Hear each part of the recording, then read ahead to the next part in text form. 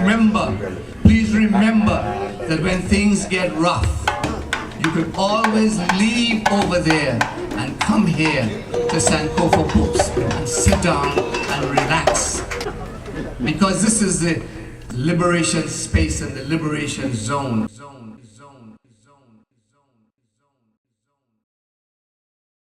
Speak about the events which have happened in the past, the events that are to come.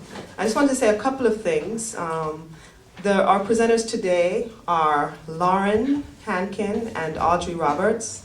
And they will explain more about what they're going to do, but reason we're shifting the chairs around is that they're going to show a video, and they're going to discuss the concept of the Maroons, right? And how did different people first hear about the Maroons? What does that mean to each of us? But the reason we're shifting the chairs around is that we want, after the presentation, to create a space in which we can really talk about the issues and maybe see each other. So afterwards, we may close the circle. But anyway, I don't want to take up too much time. I'm going to let Christy do her thing, and then Loren officially tell us more about what we're really going to do. Thanks. Welcome.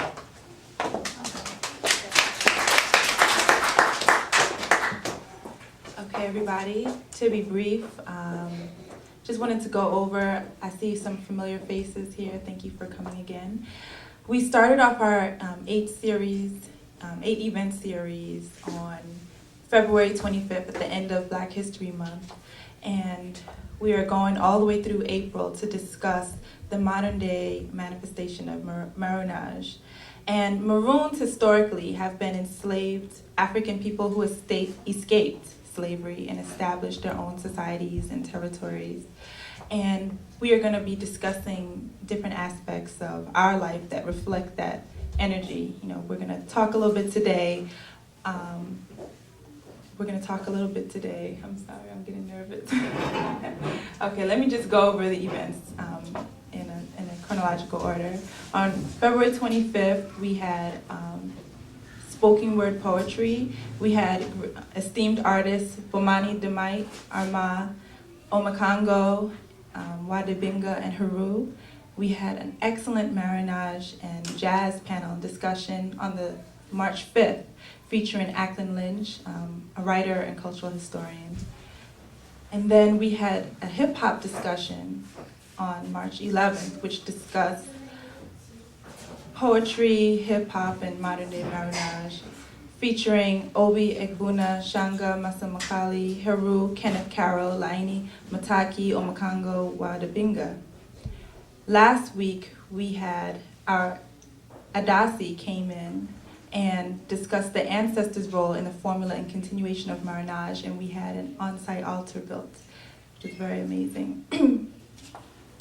And make sure that you come in next week, and our sister Catherine, who just spoke before me, is going to be presenting Reconnecting with Rural Communities, Cultural and Economic Self-Determination, and they're going to be presenting a video. And a brother who's actually from Maroon community in Jamaica is coming up from Jamaica and is going to be showing artwork and giving us a lot of insight into how the Maroon societies are still existing today.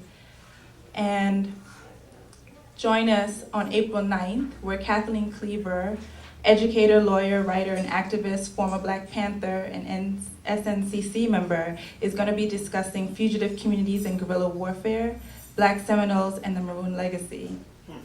And on April 16th, you will definitely want to come and join us as we celebrate the next phase of our film series, where we formally go into production phase and follow up on the momentum that we've done so far, and launch our website, which I hope all of you guys are checking out already, at maroonproject.com. And on that special night, we're gonna be featuring live Cuban and Brazilian dances. So I think everybody would really like to have that. And I'm gonna introduce Loren Hankin and Audrey Roberts, who are gonna talk about today's discussion. And I just wanted to say, everyone, it would be really nice if we could, get into the family circular mode. We can stay like this, but if everyone could just move up Yeah. That would be great, because then we can just be a little bit closer, a little bit on top of each other, and really be able to hear and participate with each other. Because what we really want is for everyone to feel like this is a discussion. So we want you all to participate in what we have to say and share and with everything. So thank you, Christy. There are flyers on the tables out front to give more information regarding the series, or actually, so you guys can have it, so you know what's going on. I'm Loren Hankin, as she already introduced me. I'm Audrey Roberts. I was a Maroon intern, and after learning through the research and reviewing it here with the filmmaker, I then learned how I discovered it in my own life, like just walking through life, journeying, traveling, and meeting people that were actually, to me, modern day Maroons, as well as reviewing history of past Maroons. So Maroon history is something that's very important to both of us, and it's all of our history, so it should be something that's important to all of you. So what we want to ask you guys is, Christy kind of delved into this a little bit, but who are the Maroons? Can someone tell me who the Maroons are? Does anyone know who the Maroons are? Or what the Maroons did? Anyone? They're fugitive slaves. Fugitive slaves. Or descendants of fugitive slaves. Descendants of fugitive slaves. Anyone can add on to that? Give another definition, or their thoughts on what they think. Just give it a shot. Who came here knowing what the Maroons were today, having some kind of idea? Who came here having no idea at all? Let's start there. Who has no idea who the Maroons are? So you guys kind of have an idea, because no one's raising their hands. Michelle, a little bit, right? Do you know who the Maroons are? Well, I think one component of them are sort of isolated slave communities in the state of Virginia who offered. So it's a component of resistance Component of resistance. to slavery, and they were, some folks, and I typically refer to them as communities. Okay, so we've got fugitive slaves, history of resistance, communities, right? Yeah. This is all good stuff we're working with. Anybody else have anything to add? I guess Oh, go, please. I think I would add that I'm adding that they were free people Free people. who would not accept the condition of slavery, or would not accept the condition of being captured, and so they had to find that freedom, and they did. Okay, good. Can everyone hear okay? Okay. So what I'm going to do is I'm going to show you a video, because what I did was I went and asked a group of people randomly who the Maroons were, and I want you to see their responses as to who they thought the Maroons were. Okay? Could you move the microphone? Oh, thank you. I sure can. Seeing as we're not even using it, right? So, Burns, would you mind getting the light for me? This one? Thank you.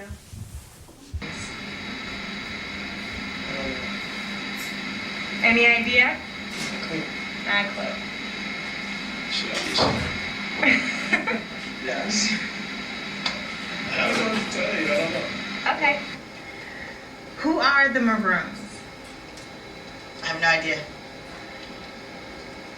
Okay, cool. It's a color. It's a group of colors. Uh-huh. Yeah. Is it anything else? The Maroons, not macaroons. I don't know. I have no idea. Okay, cool. All right. Who are the Maroons? The Maroons? The Maroons. The Maroons? Yes. I don't know who the Maroons are. You ready? Uh-huh. Who are the Maroons? Who are the Maroons? Yes. I have no idea. No idea? Want to take a guess?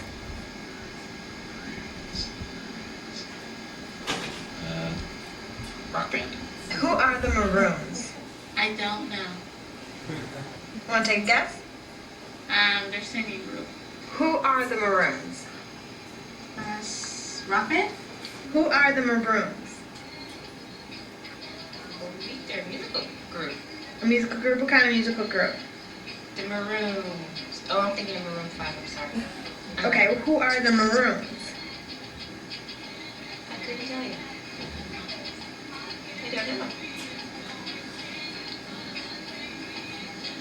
A group of people. What kind of people? Tribal. Africa? And what do they do in Africa?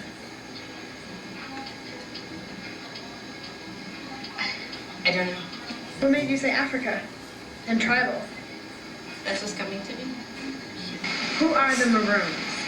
The Maroons? Yes. The people who don't know what they're doing? Okay. Anything more than that? No.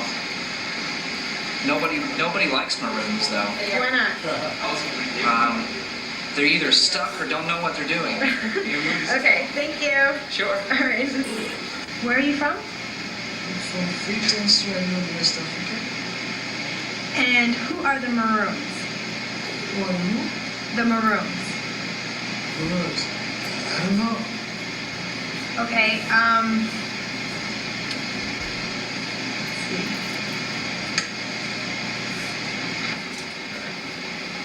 okay, ready? Who are the Maroons? They're a band. A band, okay. What kind of band? I would say that they're a mixture of sort of like a modern rock and I don't know, they have so many styles. Okay, cool, thank you. Again? It's a religion. It's a church called the Maroons. It's a what called the Maroons? Church. A church called the Maroons. Where's the church that's called the Maroons? It's in Freetown. In Freetown, in Sierra Leone. And why is it called the Maroons? That's their own religion. So in Freetown, Sierra Leone, there's a church called the Maroons, and it's a religion. What kind of religion is it? Church. It's a Christian church. It's a Christian church. And who founded it? Do you know? That I don't know, but I know there's one there. It's an old church. And it's called the Maroons. Yes, yes. It's a Maroon church. That's what they call it. And they're all Christian.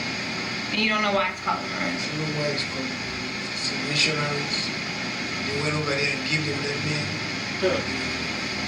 Okay. Go ahead. Actually, I think I'm thinking of Maroon 5. I guess I don't know who the Maroons are. Who are the Maroons?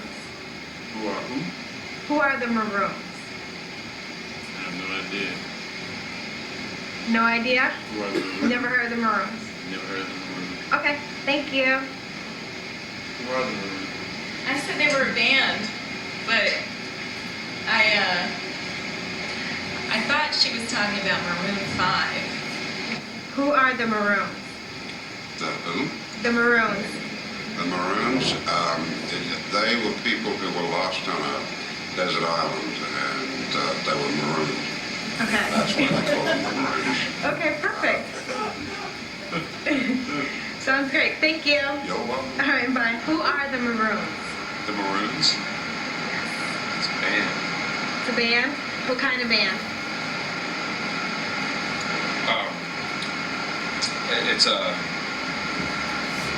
It's a band from like Motown, isn't it? Yeah. Who are the Maroons? Oh no, I don't want to be on this show where they ask me questions and I don't know the answer, and then I'm like on America's Most Stupid. So you're not gonna answer the question? I don't know the answer. Oh. Okay. That's good then. You wanna take a guess? The Maroons? Yes. I would guess that I don't know. Okay. Perfect. Thank you. My guess is actually that they are probably an older tribe. I think I'm confusing them with Moorish people. Never mind, forget it. Okay. Thank you. Who are the Maroons? Have no clue. Want to take a guess? Who are the Maroons? Can you give me a hint? Who are the Maroons? I'm not sure. I believe they were slaves that led a revolt or were just free in some part of America. And when did you first learn of Maroon history? I first learned of the Maroons outside of college doing my own independent reading. Reading on what? Just blacks in America. And were Maroons free? Who were Maroons freed by?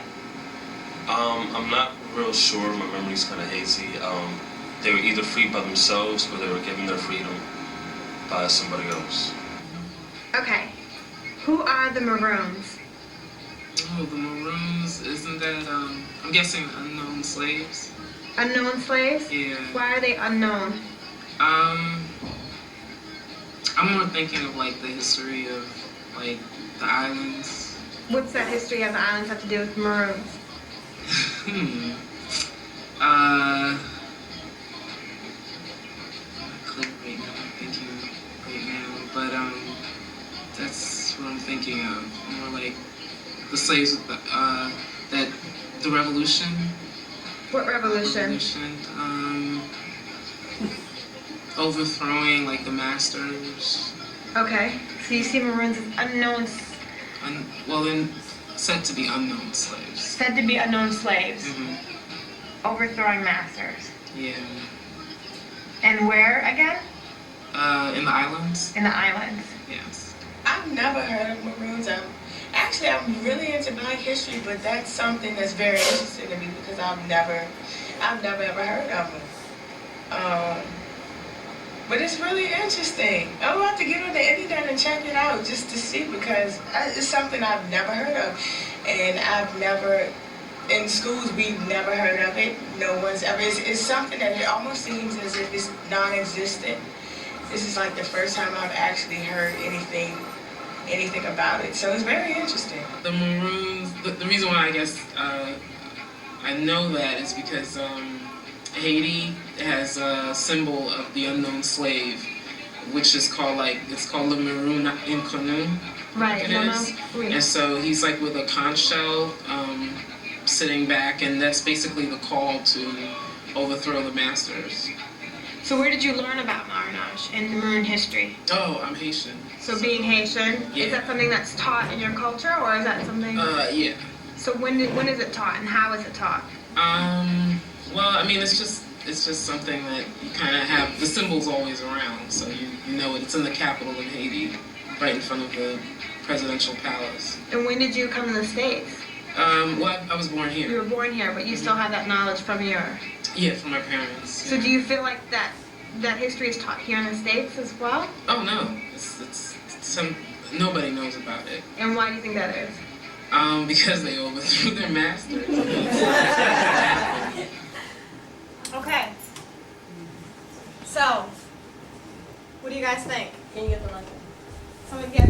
Would you mind just turning those lights on? Please. Who are the people that how did you? I'm sorry? How did you get the folks there? It sounded like Jay Leno. Oh. who were the folks there? And Well, I actually just went around. I don't mean the names. No, I just went around.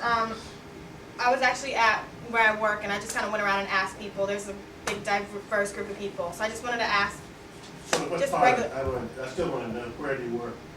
How was it? Discovery Channel. Where? Discovery Channel. Discovery. Yeah, I just wanted to ask. I just went around and asked people around in the office. Yeah, it was environment. pretty diverse there. It's diverse there, so I just wanted to get a good segment of like the average person, who from different backgrounds, and we're all from all over. Michelle works there. Michelle, thank you for helping out. So yeah, I mean, and it's interesting because, and I probably should have kept the camera rolling, but when I would describe who the Maroons were to people, there are other names for the Maroons. Can somebody think of some other names used for Maroons? Anyone? Chi Maroon. We've got the Garifuna, who are in Honduras. Does anyone know about the Garifuna? Cimarron, which is where the word maroon derived from. Palmaras. Where are they from? In Brazil. I'm sorry? It was an African state or community. An African what? I was saying it was African state or community. An African state or community? In Brazil. In Brazil, that she's talking about. Right. Right, okay. So, even when I would bring up other words to people, and even just to describe the concept of people who freed themselves from slavery and, importantly, about Maroons started their own communities, there still wasn't that knowledge of that. Except for you saw a couple of people who had some kind of idea of who the Maroons were. Well, what was most interesting is that in the nation that most people know about Maroonage is in Haiti, that's where it's documented that they were an independent state, there was a revolt. And it may not be described, well, for me, it wasn't described for me as a Maroon, a Maroonage. It was just describing me that Haiti was just an independent country. But it was never located for me in a history book throughout my schooling. It was just through my own independent research and encountering people that were doing research, and then going out here and meeting more people doing research and looking at books, and then just learning about Haiti. Not even in my grade school learned about Haiti. I didn't learn about Haiti in grade school. I grew up on the Eastern Shore of Maryland. I didn't learn about Harriet Tubman and the Maroon communities that existed there that helped free her, move her to slavery. You know about the Frederick Douglasses, the Harriet Tubmans, vague, very vague, but everywhere that there was slavery, there was a resistance. People just didn't say, I'm going to be a slave. There were people that resisted, there were people that were contained everywhere, from Africa to North America. Please. Henry Louis Gates did a documentary years ago on Suriname. Okay. Or some professor. Can you got everyone here, or should I pass the mic around? Everyone here? Okay, sorry, go ahead. And from that, he was talking about the people of Suriname getting their freedom and how they'd at least changed of all these Maroon communities. Okay. And I thought about that because if you read old-time black history literature, they talked about the octoroons and the quadroons, and it's kind of a takeoff from Maroon because if I thought and I wrote a poem about it years ago about Maroons, and because I saw that Suriname documentary, and because I put together the octoroon, the quadroon, all the different Maroons they had in Louisiana, because those were they were free, but they were black people, but they had white blood in them, and there was a hierarchy, and it was something that was very irritating about these Maroon, these quadroon, octoroon, whatever, something very irritating and disquieting always in the literature about them. And so I put the two of those together in the earth, in the land, and came up, because, if you go down south, the land is clay, clay is red clay, but if you look at it during the weather, it's crimson in the moonlight and maroon in thunder and rain. And see, the Maroons used to leave and do all that stuff at night. Where is this in Louisiana? In Louisiana? Well, the red clay is all through the south. Well, let me ask you a question. Now, when was your first identification, or was this your first introduction to the Maroons? No. When did you first learn? When did you first learn about the Maroons, and when did you first? On that documentary. In that documentary, and when did you see this? This was a couple of years ago. Oh no, this is back in the 80s. In the 80s, okay. Late 80s. And what about, you had something to say, or? Yeah, the reason I asked the question I did very quickly is that in the interviews, or when you stop folks, if they had some idea, you had follow-up questions. Right. If they had no idea, you went on to the next one. I would have, and they can't do it now, but I would have been curious for those who had no idea, but a little bit about where they were from. Where they were from. Yeah, I heard about them first I'm from Southern Virginia, and there were reportedly, even earlier on, communities in Dismal Swamp area of Virginia. So you grew up knowing this? Sort of, from the experience of my area. From descendants and people. Yeah, people talked about it, about the communities, and later on, I'm not sure the terms they used, but later on we associated them with sort of literature or broader academic information about those communities, with Indians and within the swamps. The reason why I indicated communities in addition, as well as individuals. Are those still alive down there? I'm not sure that they are. Where is this in Southern Virginia? Near the coastal area. Like Outer Banks or up? No, it's within the Tidewater area. Yeah. Norfolk? Yeah, getting to Norfolk, from central Virginia north to the coast. Suffolk, south of Suffolk, getting into Chesapeake, Norfolk is where it's closest. There's also the University of Florida bought a Maroon community in bought Florida. They bought the land and the community sat on. It's called Fort something, and the blacks and the Indians fought off the Spanish and the British back in 1600s. Oh, interesting. Does anyone, Michelle, go ahead. Oh, I just want to say, I think the thing about Maroons, the term, people, like, you know about Barbados and like there's a statue, you just don't know, you know about these people in history, but you don't, it's never addressed as a term in history. And there are other words to identify with it, right? Right. But you're saying you knew about the. You know, like I have a friend who lives in Barbados, and there's a big, that's another like Haiti where the slaves revolted and they basically took the land back. And there's a statue of a guy with like standing like this with shackles that are broken. So I mean, I think it's interesting. I never associated with like octrons and stuff like that, but I never knew the term, you know. And I think that's what a lot of people, if you ask them, you know, were there slaves who revolted or whatever, people, everybody's like, I have no idea. And usually the terms are for whatever particular area that they come from. They give that term, like the Palmeros or the Maroons or whatever, wherever they come from. That the Garifuna, that's how they coined them. You know, they have a term for them there in their particular region. But it, you know, it's really important because, like, people thought that it was Maroon 5, like, because people take this term and they make it whatever they make it mean whatever they want it to mean. So it's important for me to know the history, so then I know what it means to me. You know, I can recognize it in the present day, those that are resisting, those that are remembering the past, and remembering it in the past as people just didn't stand still and accept things the way it is. They resisted, they moved, and they created something, and they did mix. You know, Indians and blacks, they mixed. There was amalgamation. There were people that resisted together. They couldn't do it alone because they had to do it together. They created these communities. Now, did anyone learn about Maroons in school, in the education system? And you did. And where did you go to school that you learned about this? In Alexandria. Was this high school or college? So you learned about it in high school. That's interesting. I think how did they teach it? We had Black history class.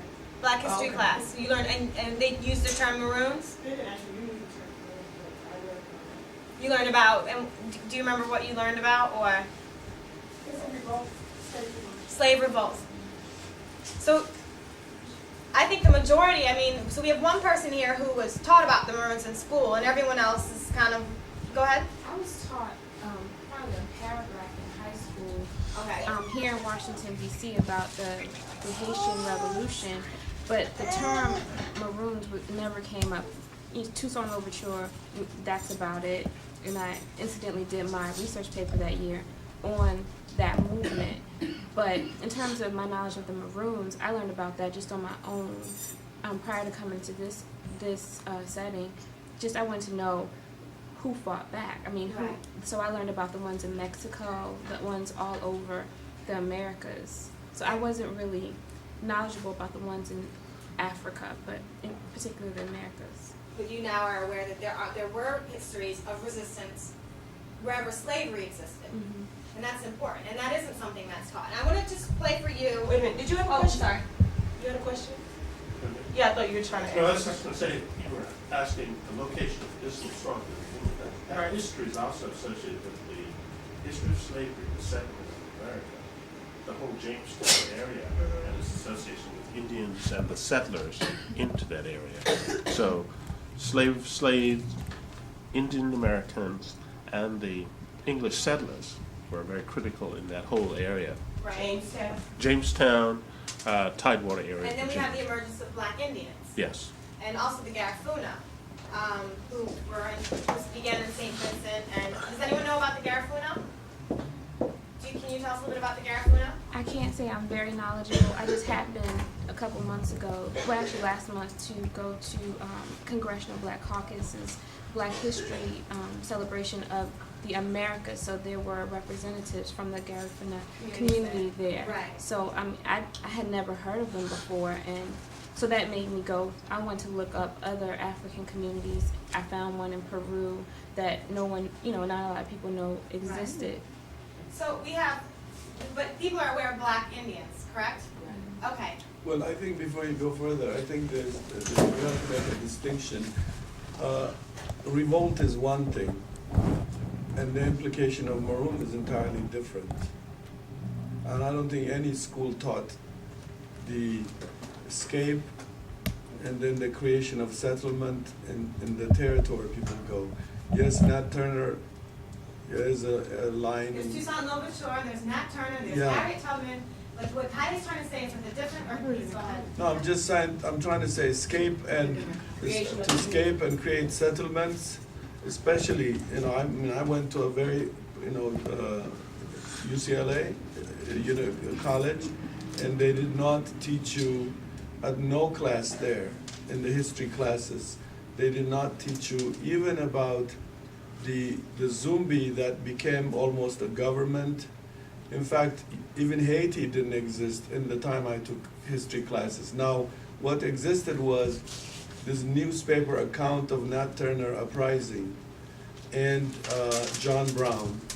These are like the token Black History Month, you know, classes. But when it comes to, for example, the fact that the South Carolina, the Sea Islands in South Carolina, the Georgia Sea Islands, those places were totally, even during the time of Denmark Vesey, if you look at the Denmark Vesey history, they talk about his relationship to the island.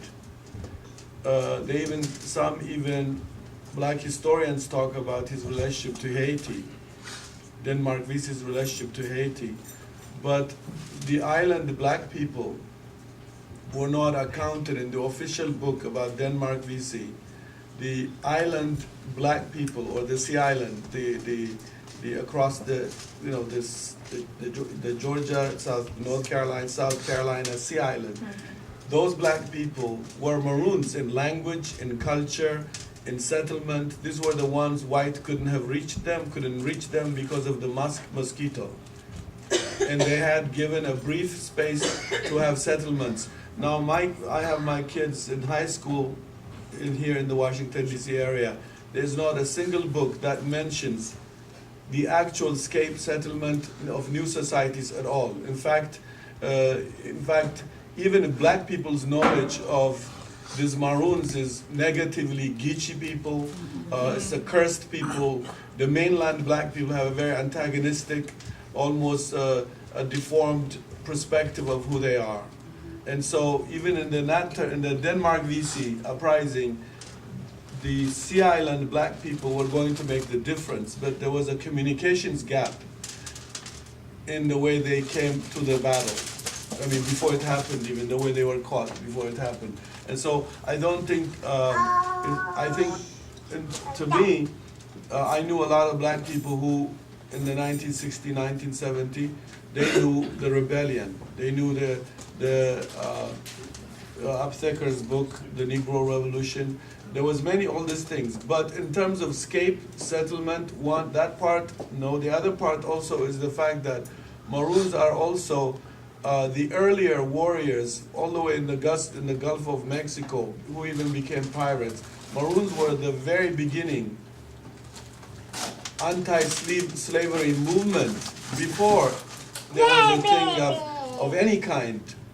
The Maroons were the first, because they're the ones who escaped and created settlements from day one. Their history is not documented, nor are they,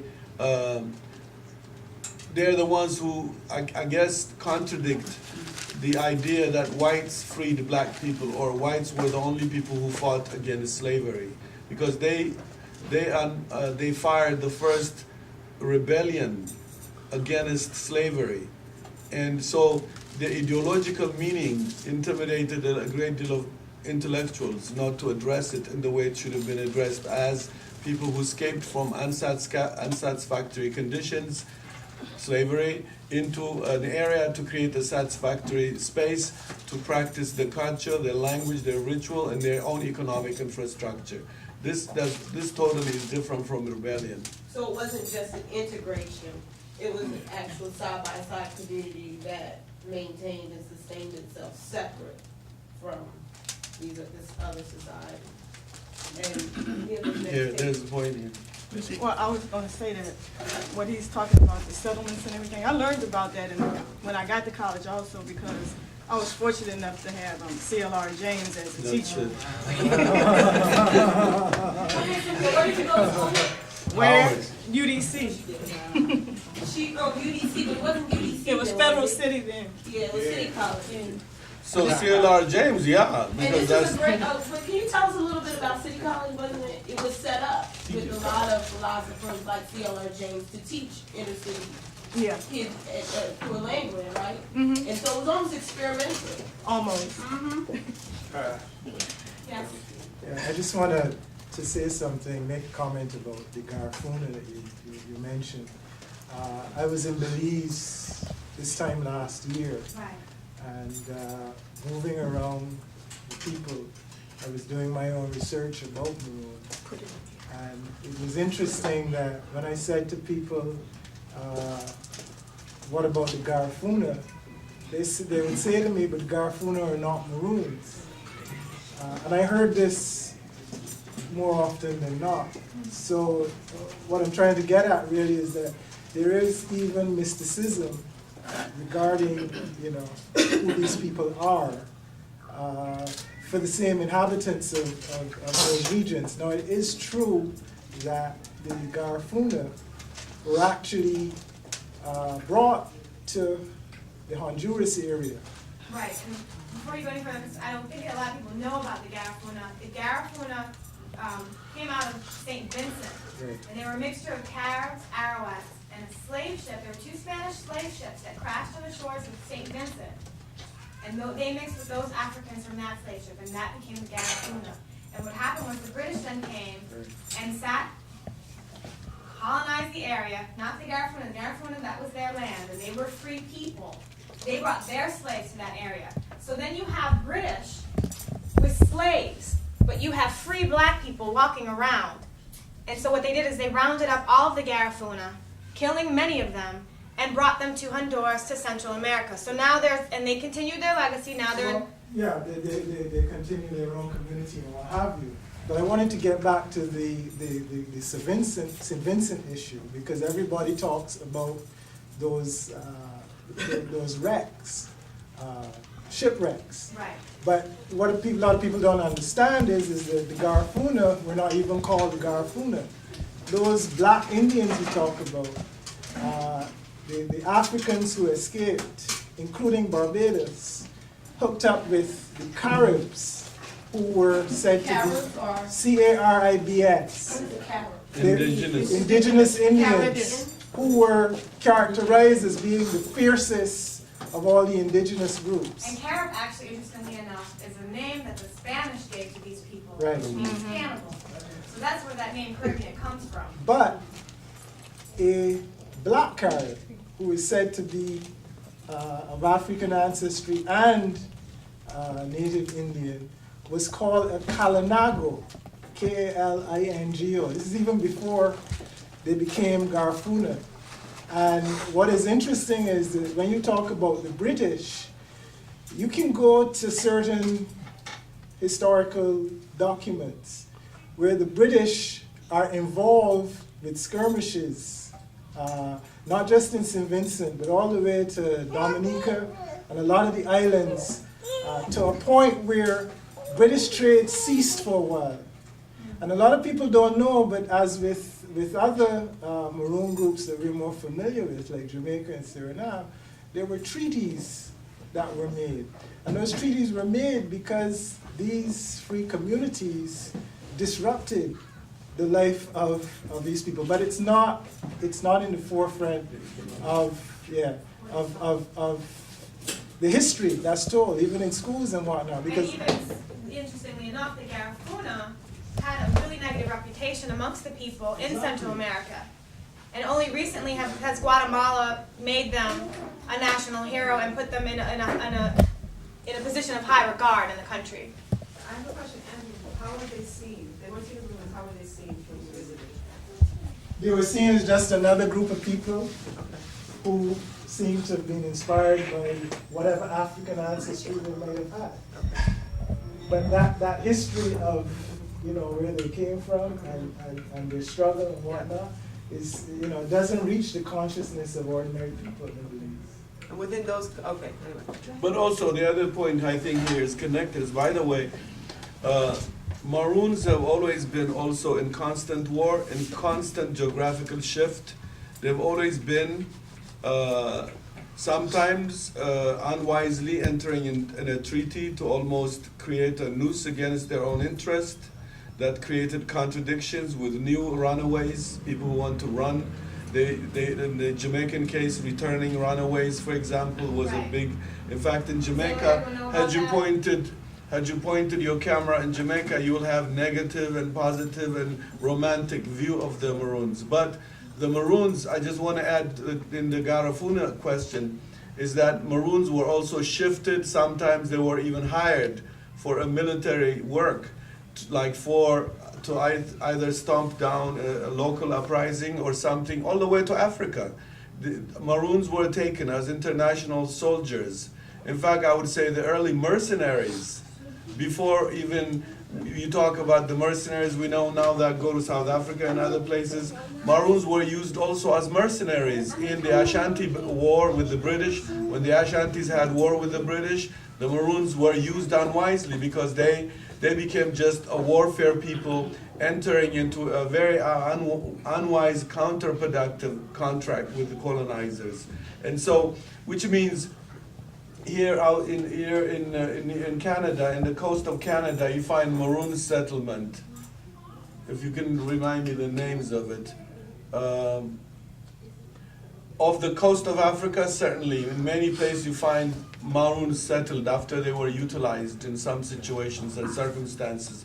In some cases having escaped. Nova Scotia is very important there because the whole lot of Caribbean and Southern Maroons have been gone there. And also, they were the very few soldiers of Bolivar, the Latin American freedom fighter, the George Washington of Latin America. His first army, and they are in fact in Venezuela, all are as one tribe settled, but they all come from Florida, they come from Martinique, Jamaica, they come from Louisiana, they come from Bluefields, Nicaragua, and they all ended up in this struggle for Latin America. And so this is like what I'm trying to say here is it's in constant shift, names changing, new names being acquired. That is, I think, what makes the story very interesting. It's in a constant motion. I just want to comment about the African guy you interviewed. I mean, we might sort of look at him with some skepticism about his experience, but he probably is from the area of Sierra Leone. Good point. Okay, I didn't hear, right, and I didn't hear him say that. But the thing is that there's another Maroon community there, another displaced community. In fact, they named the church not accidentally. He said he was from Freetown, Sierra Leone. Okay. There's this church there called the Maroon Church. He doesn't know why it's named that.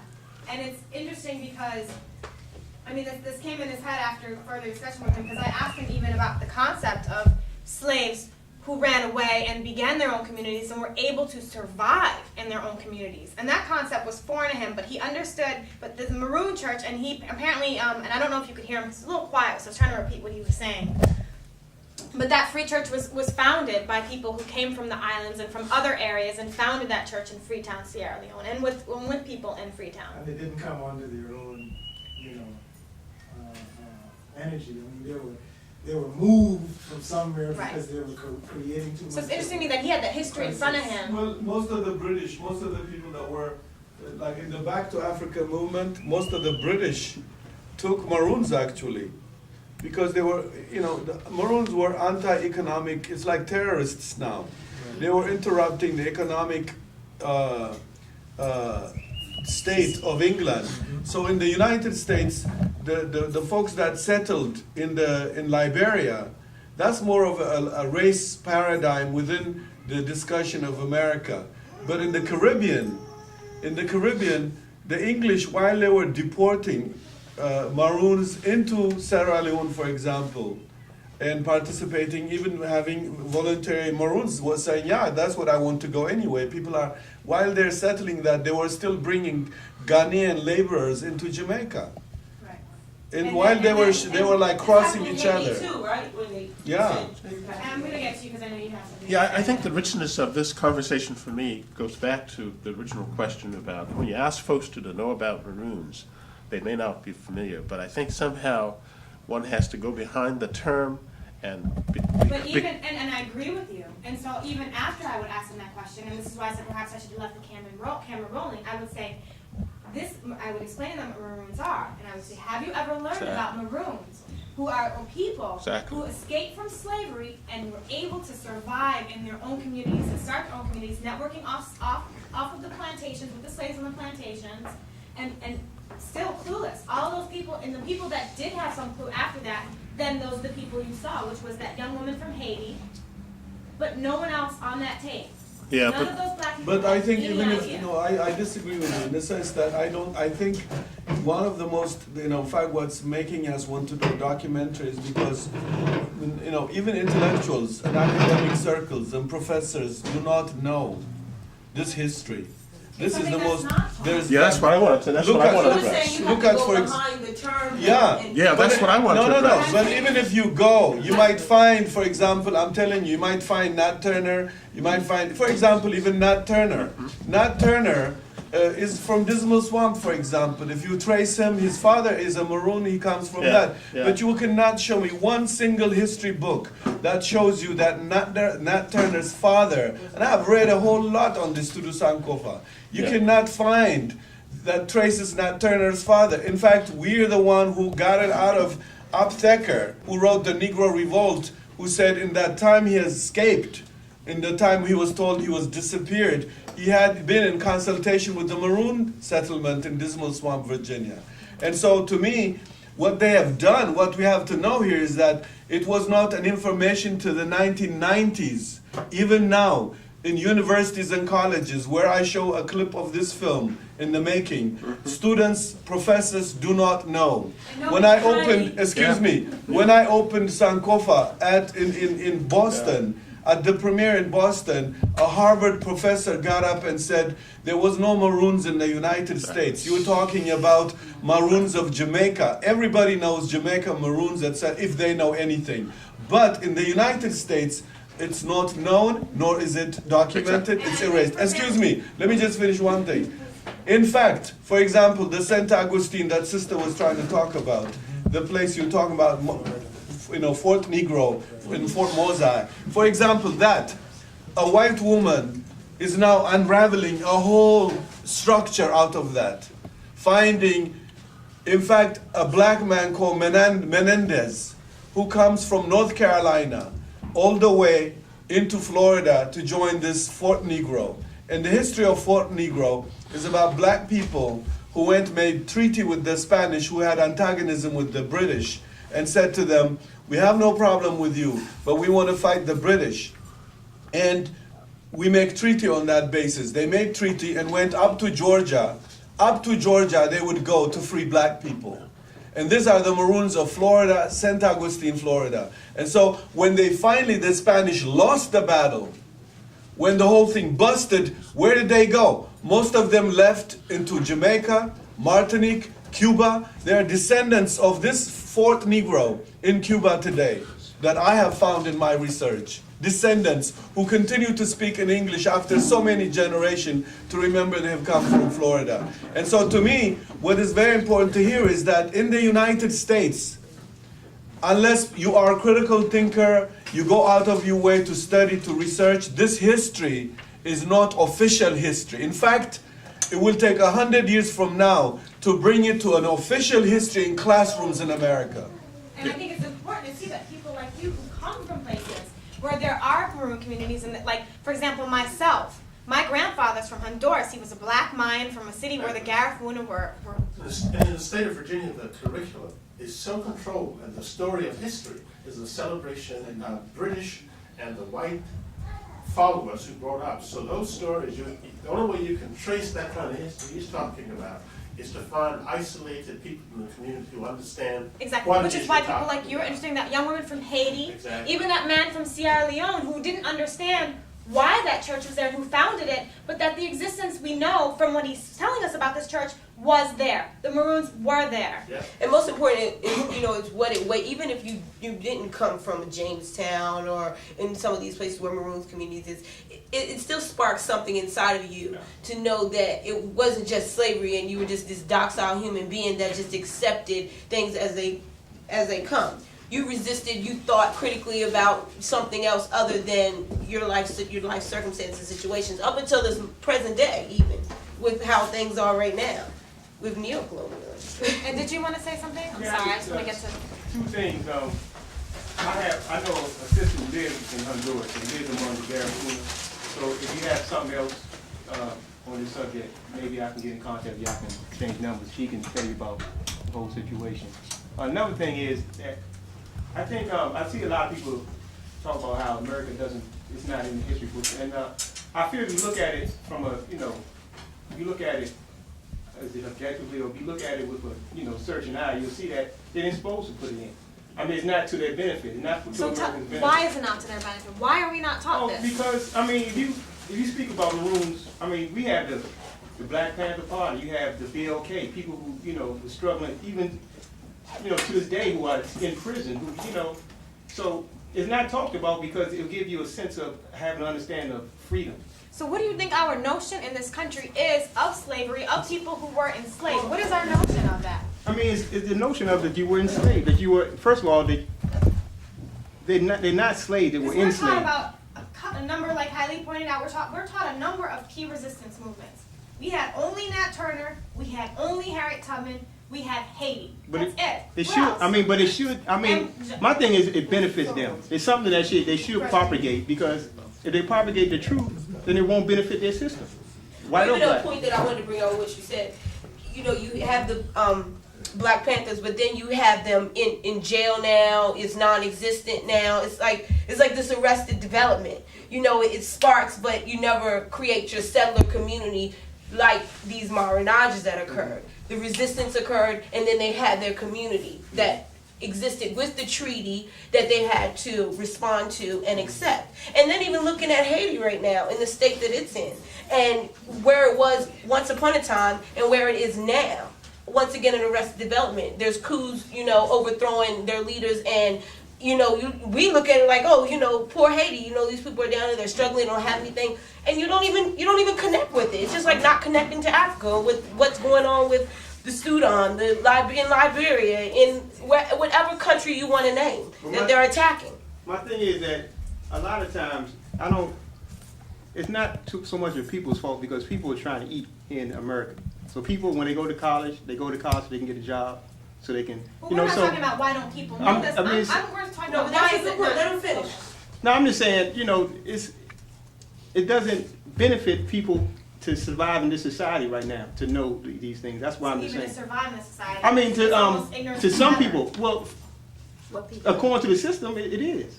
According to the system, it is, because if people know about this thing, it's a spirit. Black people. Oh, okay. If black people know about, even white people, to a certain extent, white people, helping a lot of struggles, because it's all about a spirit of freedom, if you ask me.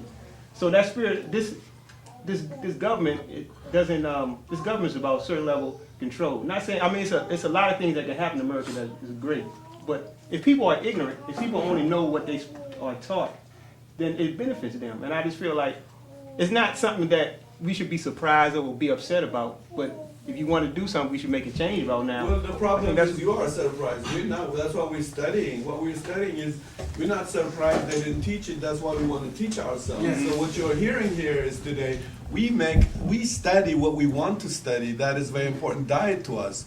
But to me, if anybody's surprised, it's you who is surprised that we're trying to study, unravel the past that is. So I'm saying to you, on one hand, I understand what you're saying in terms of it's not to the best of interest, the interest of the system to get these things out. You're right on that. But it's also our job to unravel it, because it's connected to our daily life. Because as you're describing to me, that slavery, according to the official history, slaves are people who only cared about food, to be fed, to be sheltered, to be housed, and they didn't care about their brain from then on. This is the interpretation, and I think human beings are beyond eating. Food is not what decides who you are. It's also who you want to call yourself. Your name is equally important as your stomach. But when your stomach becomes, or materialism becomes your spiritual base, you find what's happening to black people now. It's not that white people don't want us to know. The fact we are not struggling to know the way white people struggle to know daily what they are about, what their history is. It's not an accident that you come out of here and you go on a street called Georgia Avenue. It's not an accident that you're going to hook up to Pennsylvania Avenue. It's not an accident you see George Washington's statue or Jefferson's, because white people know in statues, in memorials, in citations like this, they continue to control the banks and the brains of all the world. And so what you have to know is if you want to be beyond animal, control your bank, you need to control the brain, your brain, and what it knows towards its own interest. But I understand that, but the foundation of all that is even beyond, is your own history spiritual. I think the thing, well, I'm not going to go beyond, I'm not going to go too far outside knowledge the of yourself is important, well, that's spiritual. who you are. That's spiritual. Thank you. Well, you know what? Well, you know what, too, what I want to make a point is you have to remember that these resistance did not occur without sacrifice. Blood sacrifice to rebuild with what was demolished, just wiped out. Like, no, this is not going to be, we're going to kill in order to get what we need to get during this time. Everybody didn't live, everybody didn't make it, but the sacrifice was made and these communities were created and this history lives. And we have another tape that we want to go into that I like to introduce, but did you want to say something first? Yes, it's not in the history books, it's in the literature. If you get past, you have to go into the graduate school. The scholars in graduate school know about the Maroons. I studied at Howard not too long ago. Stories from the 16th, 17th, 18th century, 17th century about Maroons. One in particular, a white woman in England wrote about a man whose daughter was kidnapped. He was sympathetic to the Maroons, and he called them up and asked them, the white planters kidnapped his daughter because he was sympathetic with the Maroons. And so he went to the Maroons and asked them to get his daughter back from the white planters, and they did. Okay, and that's how he showed his power to the white planters, and they left him alone after that. A lot of those stories are in 18th century literature. There's an organization called the 18th Century Society. If you call them up and write a question to them, they will send you about 9 million pieces of articles about Maroons that's taught in England. If you had been standing in England and asking that question of all those white people on that film, they probably would have known who the Maroons were. And the other question I wanted to ask was, are the Mau Mau of Kenya Maroons? Yes, they are. Okay. Yes, they are. And people don't know who the Mau Mau are, and that was 1950. But from what I understand, that's a negative term. They call themselves. Well, I don't feel it negative. I know white but they people say do. that white people call them now Mau Mau. Oh, they call did? themselves something else. Yeah, I have a documentary But about just that. the idea of that community, their existence, their resistance there, and what they did. But I didn't know that they were Maroons. I thought they faded back into the general community. I didn't know they had. No, in fact, they caught the leader and lynched him. It happened the same thing. So what? Go to your part too. No, we were just gonna go into actually a definition of Maroons Right, without because all that. now we have all this new information to encompass what who Maroons are. So I want to play and have some academics show us, and I've got them on tape, which we've got from Hailey's research and multiple files on the history of the Maroons. So if we can get the lights again. To this day, you will find Maroons defined as outlying, hostile fugitive slaves in Jamaica and the West Indies. Notable is the omission of the United States. This is false.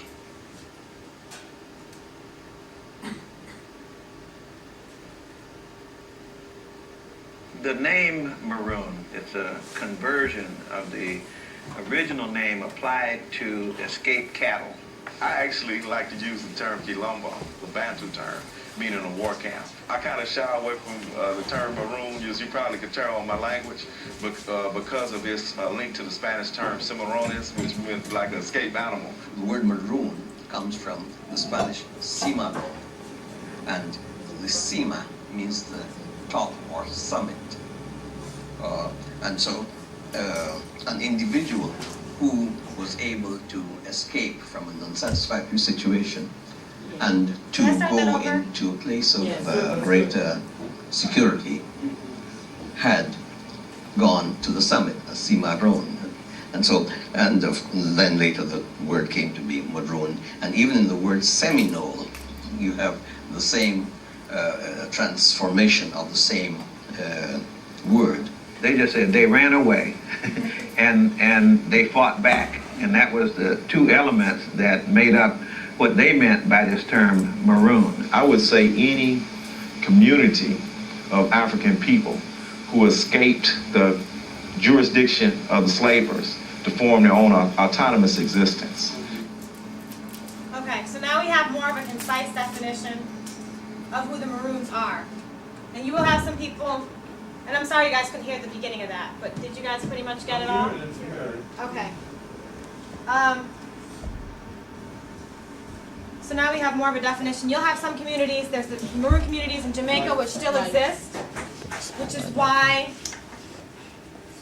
a lot of times people associate Maroons with the islands in Jamaica, and sometimes they like to consider themselves only the Maroons. But we can use that term to expand to any people who resisted and were able to survive in communities. Any comments, questions? Okay, I just wanted to give you a better sense of the term Maroon since we had discussed it. And do you want to move on to your video? No. Okay, well, this next video was some information that I came across while traveling to Jamaica. And of course, everyone knows that a definite Maroon community exists in Jamaica, but this was actually Rastafarian that lived there, and he was discussing with me some research that he was doing at the University of the West Indies, just happenstance. I just happened to meet him, and this was after I come here to Sankofa and done a small internship with Hailey and learned the term Maroon, just like we're learning today, and had no prior knowledge of it, no information to go on anything, and he was just speaking of the connection, the interconnectedness between Jamaica and Haiti. And this interconnectedness brings light to some of the points that we made about Florida and these the revolts that happened there, and then the descendants of these revolts moving into the Caribbean, or just how these Maroon communities lived and were able to connect, creating a network amongst themselves that did synapse. So we can go into some of his, and this is just a small bit of his research, and he's discussing Bookman Dutty.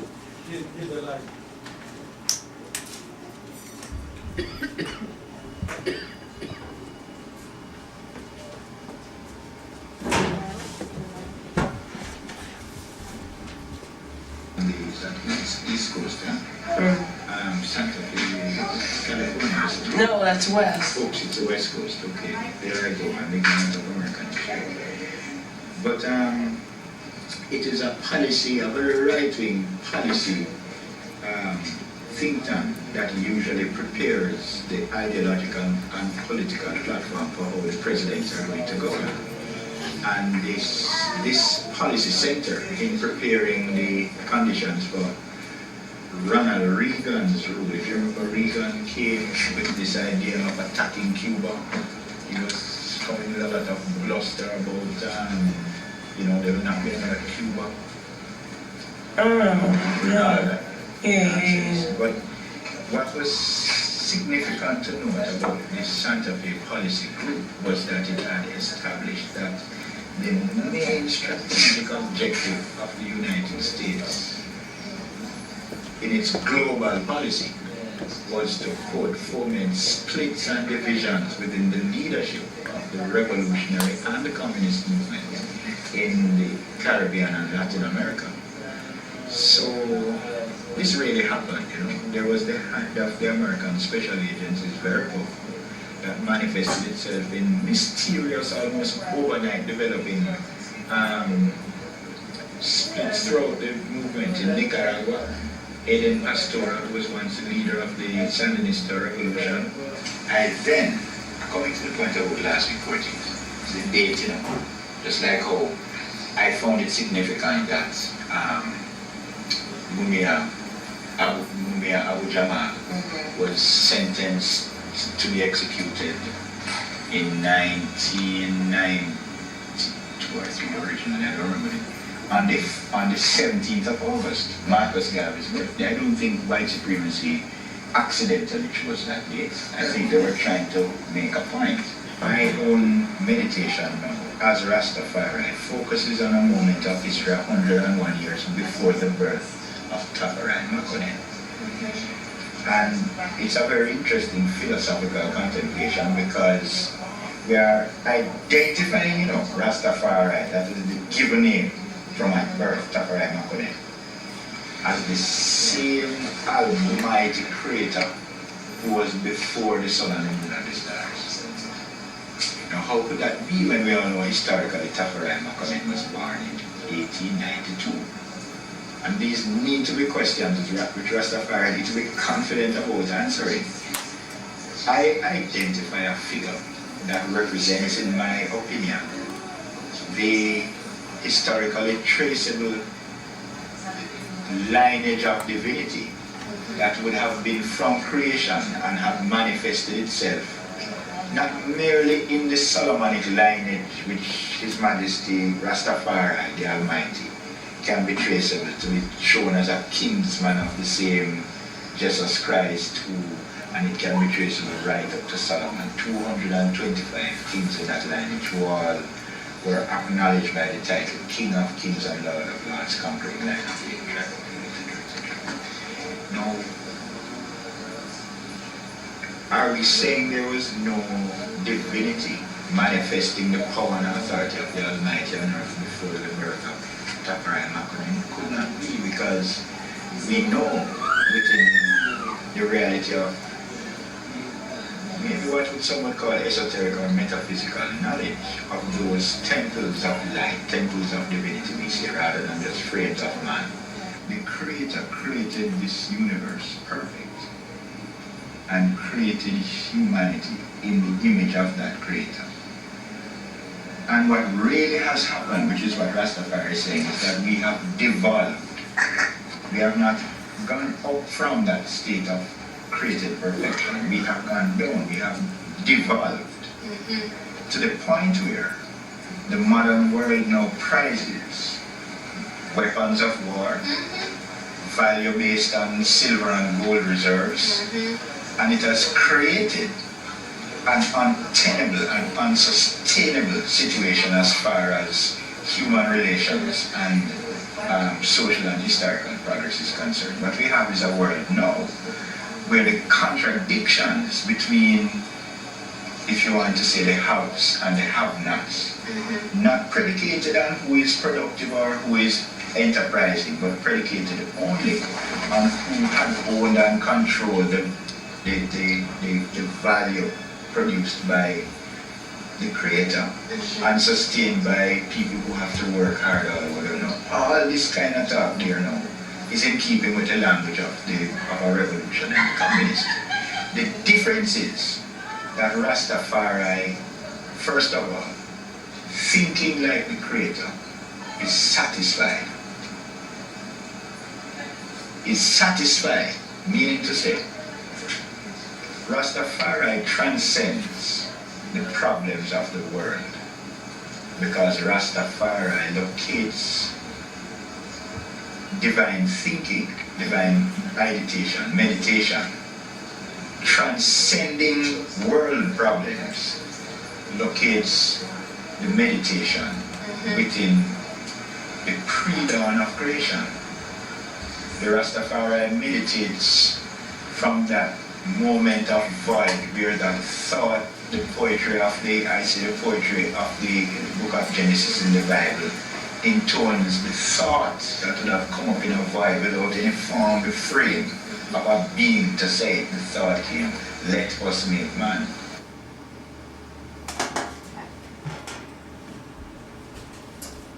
Can you get the lights back on, please?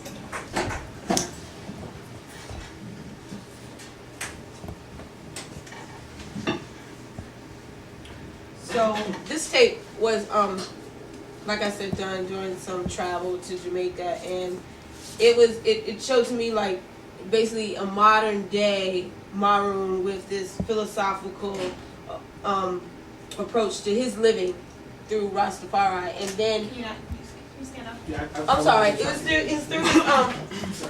through his own philosophical approach to living in his life as being as a Rastafari, believing in Rastafari, and then also his research that he was doing on Bookman Dutty and the relationship that he had with Haiti in beginning in Jamaica and convening these meetings, and then moving over into Haiti to work with Toussaint to create the revolt that occurred, and during the time, and then the significance of the times that, you know, for him was meaningful, in that it was 1791, and then in 1892 we have the birth of Tufferat, and this whole cycle of life with man, you know, cycling through life to create, you know, as a divinity, and then moving forward, you know, and connecting with the Creator in order to resurrect these things like revolts and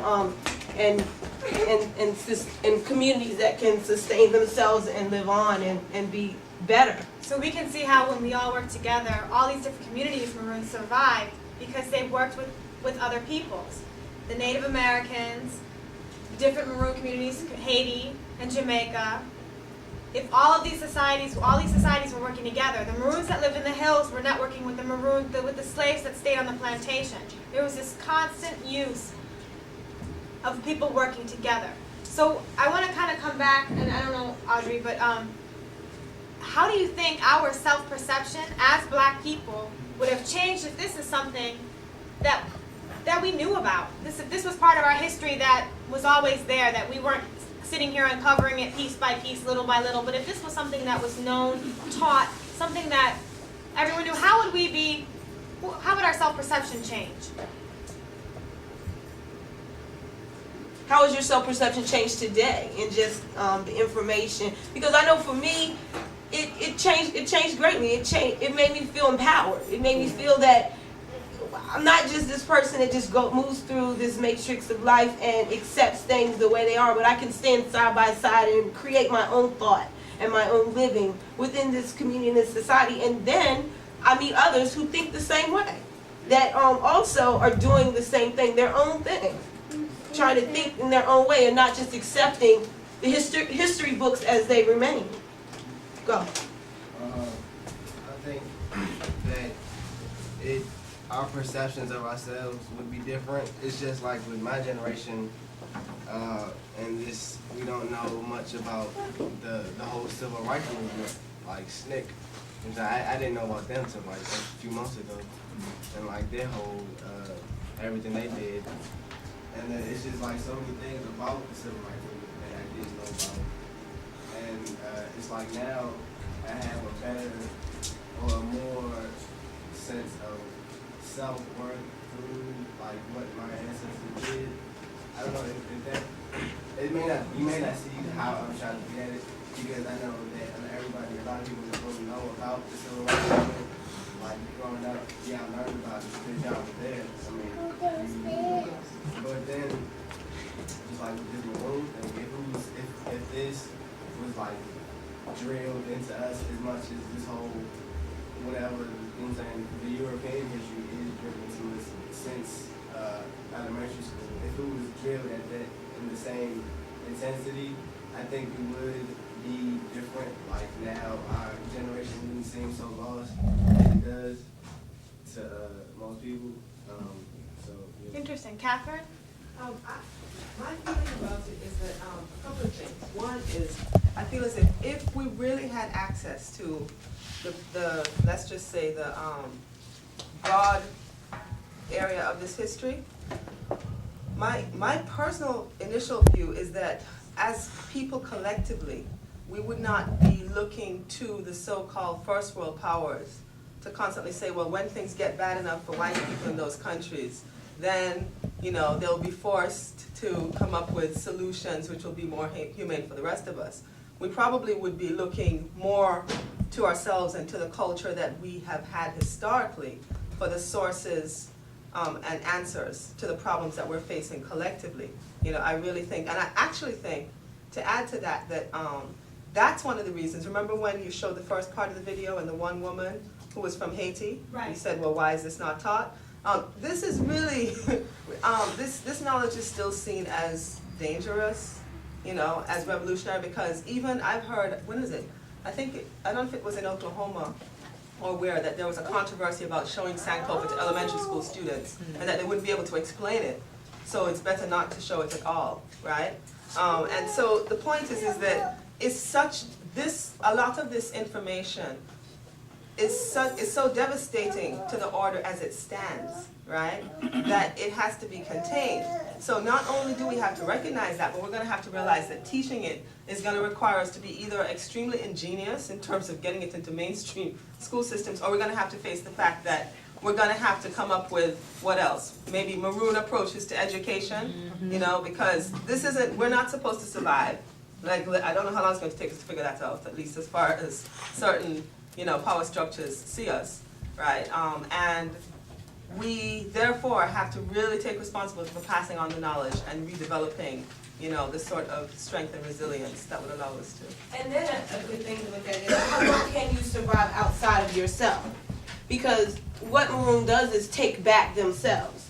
And if you don't take back yourself, then you're going to lose yourself. So how long can you survive outside of yourself? And we can look at the indigenous communities, like the Native Americans that lived here, that are dwindling away. You know, who they're still contained, or the communities, or they're fighting just to sustain themselves as a people here. So eventually, you won't be able to survive. So you have to think about what it is that you're going to do for yourself, as a, like, in thinking on this Maroon and thinking like you taking hold of yourself. What are you going to do in your own life, Chuck?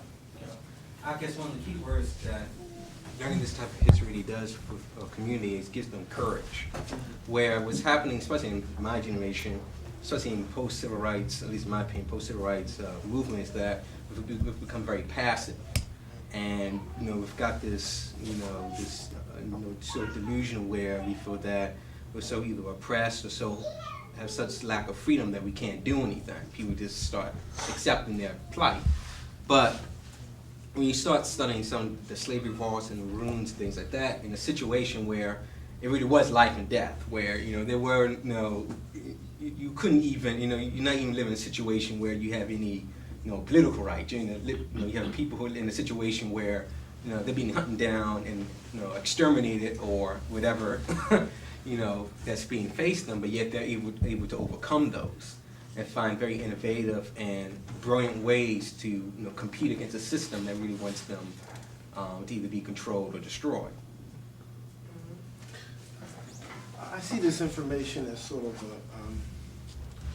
if you're an oppressed people, you need to have there has to be some tool that's used to awaken you. And so for me, I came to Howard in '83 and I didn't have this information. My parents told me to go to school and come back in 4 years with a job, making good money. That was my perspective. But I came here and I started sitting through things like this. And so there was a sort of, there was information applied to, but there was sort of some good information that was applied that, as this brother said, gave me courage, gave me some information, put in perspective my future work. But I'm raising children now. I've got a couple different things that are at play. I was letting my son listen to Ossie Davis read the autobiography of Frederick Douglass. And we were listening to it, and we got to this particular point where Frederick Douglass said, that he was getting beaten on a daily basis by this particular man that worked for the slave master. Overseer, thank you. And then one day, he just decided he wasn't going to take it. And he was, from that point on, when he beat this man back, essentially, he determined he wasn't a slave anymore. And my sons, they're 7 and 9, they laughed and they got it. It was like something went on, and they keep telling me to play that tape again and again and again, because they thought it was funny, and they had a conversation on their own about, what would you have done if you was in that situation, and my one son said, "Oh, you know, I would." I think my point is that the earlier we can let that light get turned on, that kind of, it could be this information, it could be that tape, it could be a parent talking to a child, it could be my father's strength, you know what I mean? Get back here in 4 years, you know what I mean, on time.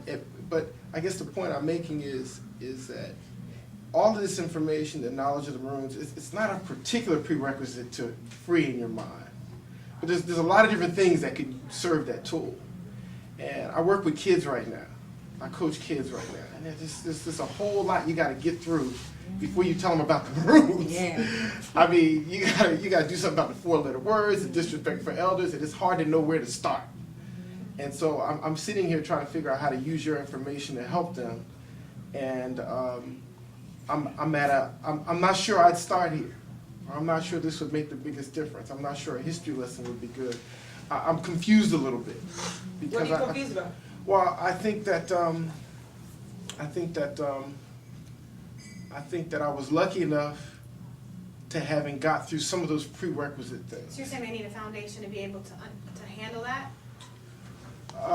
Yeah. When your kids are 7 and 9, that's young to learn. I mean, someone had some comments. No, but to me, I think the teaching. Yeah. Your students, not his kids, his students. Yeah, but in I'm talking about general- my students. I'm not talking about my kids. Okay. Yeah, but even as students, I think to me, what you're dealing with is this. If, for example, black family, a mother and a father, or a teacher, could have an island, I can see what you're saying of the dosage and the consideration. But what you're dealing more is you're dealing with totally left and right. Wherever we turn, everything is based on white supremacy. Yeah. And so black kids are raped at 7, at 4, at 5, at 6, at 7. By the time they're walking, okay, what you're having is not really the original baby you had. Because the assault, the seductive, the silent, all of it, when you look at the cereal box that you present to your kids in front of them, to the basic grammar of the television in the house, the relationship of the father and the mother, what you're dealing with is a distortive society where kids are disfigured at early age. And so to me, I think what you have to do is, first, that we have to create the environment where black kids, history is just one vehicle, where black kids have the right to fantasize, to matter in this world. That's even apologetically, because a lot of black kids will look at you, and for example, from Africa. Initially, I didn't like Africa. You know why? Because Africa is a loser. Every time I see a movie, 1,000 Africans at the mercy of one white man, I don't want to like them. It's normal human feeling. If you're 1,000 and can't do nothing about one white man, you're not my people. When you're a kid, you don't go into logical thinking. You're thinking about the blacks are portrayed non-humanly, and nobody wants to identify with non-human people. So, to me, it's not the lack of history, but your kids are watching television 24 hours, 6 hours minimum, let's say. Not yours, I'm not specifically to you. Your kids are in front of television. White kids are always inventing. White parents are always inventing. Black people are always at the mercy of what's invented by white people. You can't even invent. Therefore, you have a husk human being, a pile of husk that doesn't invent nothing but receives. In a war like that, for me, my thing is, my kids have to know they have a right to express themselves. They have a right to want to make the history. They have to change the world in the way they envision it. And so to me, what you're looking at is a war. Basically, when you realize it's a war and you have kids, you become like, oh, it's dangerous. They may not know. A lot of parents don't want their kids to know because it's an ultimate war. But look here, for example. Just look at here, after this discussion, outside really this film,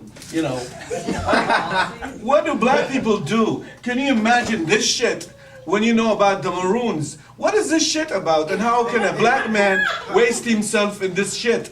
I can give you more shit. This is even shit when you think of it, the Maroon life. And so when you're talking about Our black kids are being raped every day, in front of the television when you're busy working to feed them. In that kind of cultural war, where they subliminally, to me, when a kid in America is 21, he's either survived through some miracle shit or he's a colonized woman being. And what happens is, then he becomes the deformed expresser of a deformed manhood and a deformed womanhood, and becomes hiding in a hip-hop, loud talking, again devastating our people. So what we do is we perpetuate the destruction of black people.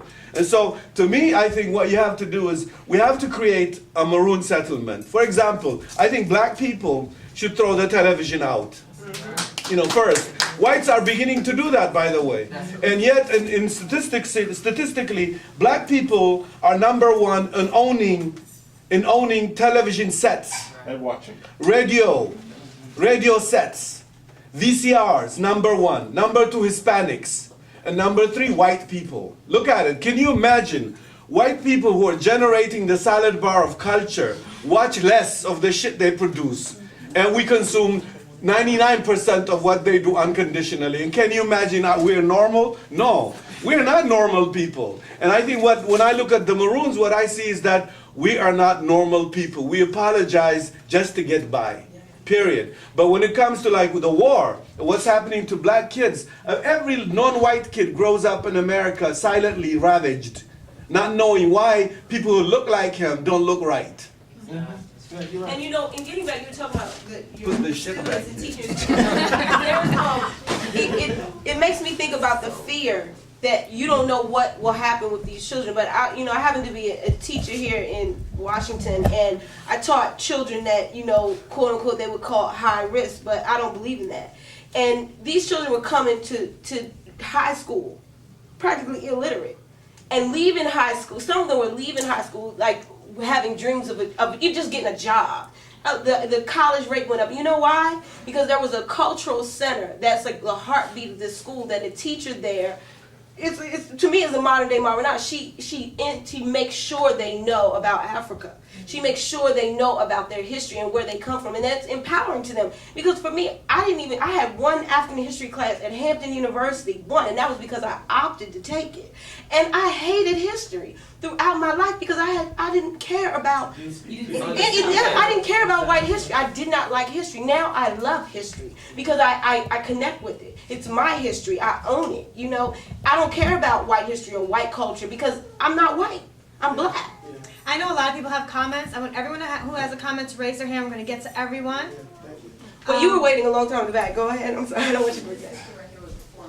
Okay. Okay. You just walked in. No, you are here. You first. I override that. You asked if we had this information, if our children had this information, where would we be? Right. Our consciousness would be different.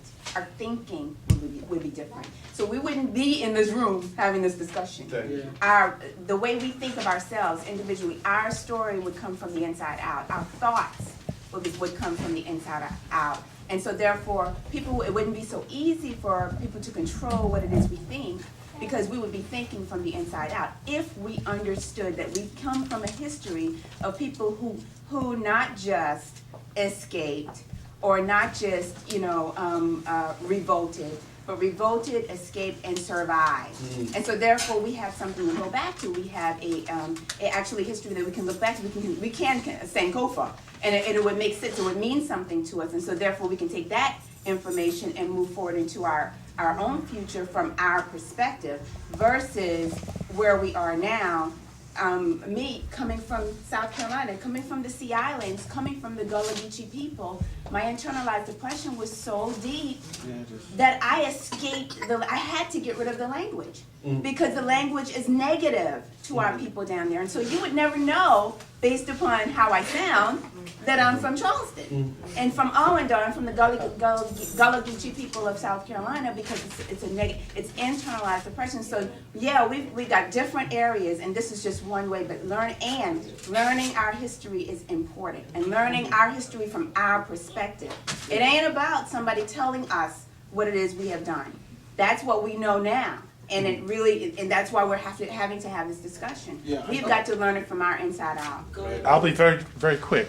As an African American, one of the most beneficial things here would be to fill what I call a truth gap. One of the big questions that's been unsettling for a lot of African Americans was, it has to do with victimization. How did it happen that through all those hundreds of years of slavery there was, according to the books, no resistance? The truth of the matter is, I think with the beginning with sort of Sankofa idea and with this project, it isn't true. And I think it would be an awesome psychological boost to know that there was resistance, it was organized, and there was a history of it throughout this period. So it just sort of helps people to feel better about themselves, that it isn't true that their ancestors did not just sort of consent to it and believe that all of it was beneficial as the story was told in history. And also to recognize it, I know I keep bringing up this point, you have to recognize it in the modern day in order to help build on what's happening, you know, so it can grow, you know, and so we don't lose sight of it. But, go. Thank you, Heidi. Getting back to what you were saying about smaller children and teaching them early, I had the opportunity as a young person myself to be involved in a program that set up a community based where children could come in after school or on the weekends, and it was set up in a way that taught them not only history but also utilitarian activities that fostered Maroon ways of life. And it didn't come across to them as being necessarily Maroon. Like if you'd have said Maroon to them, they wouldn't have understood that. What it meant to them was basically just being self-reliant. And for the children, that meant not only understanding that there are other languages people speak that live in North America that look like you, that aren't all poor, that are highly educated, that have their own culture, that you don't have to subscribe to this type of living if you don't want to. It was putting a filter, basically. Like these kids, you could they could be watching television and whatever else all the time, but it was giving that option that you could choose for yourself. And most of the children began to feel empowered, because if you live in a community where everyone is degraded and feels like someone's foot is on their neck all the time, and you see your parents come home and you see how they struggle, and you see mom pulling out food stamps all the time, but then you know in the back of your mind that this is not necessarily a life that you have to live, that somebody else lives a different way. And that was taught from a very young age. And if it's possible for someone at age, like you were saying, at age 4, they don't begin to process things in an I can't or I won't ever be able to type of mentality. They really do. It's already erased because someone already said somebody did it already. Well, if somebody else did it, well, I can do it. You know, that's all it really takes. It's a matter of the thing is, kids take information and they internalize it, unlike grown-ups. For example, a little kid now, if you're a 4-year-old, you watch television. What's your impression of black people? Comedians, jokers, and laughers. What's your impression of white people? Serious, stupid, and intelligent. They have the variety, the human spectrum. When a white kid sees a television, he can go with the dummy one, with the comedian one, with the intellectual one.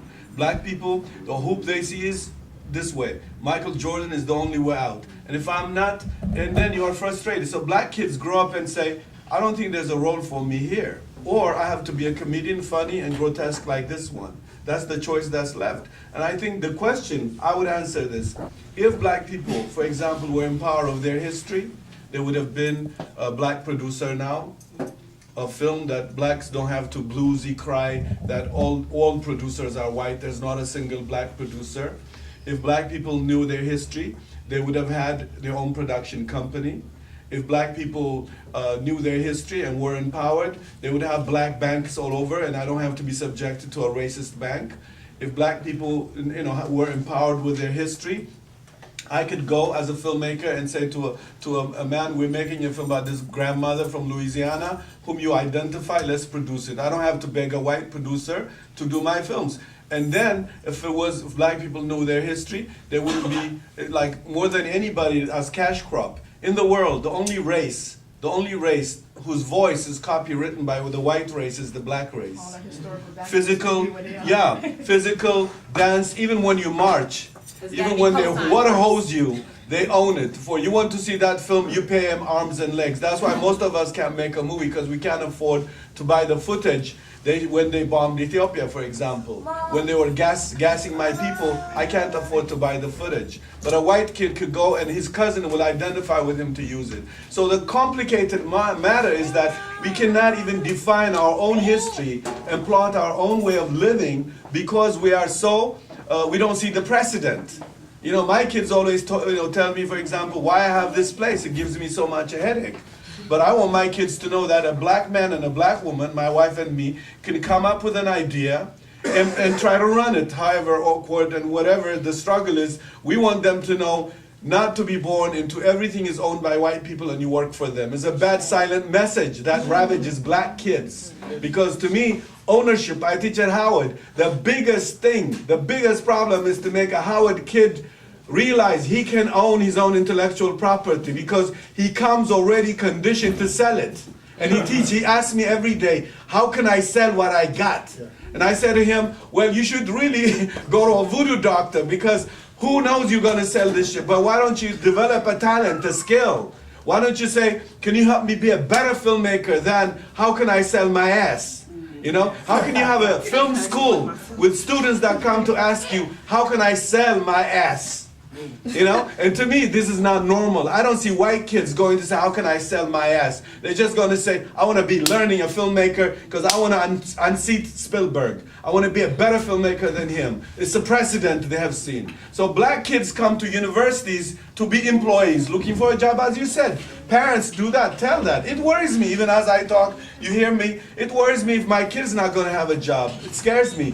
But, you know, I also know my kids just said to me, my son, one of the worst moments for me, I couldn't afford something to get him. He said to me, you know, Haile, don't feel bad because I'm more inspired by what you and my mother are doing.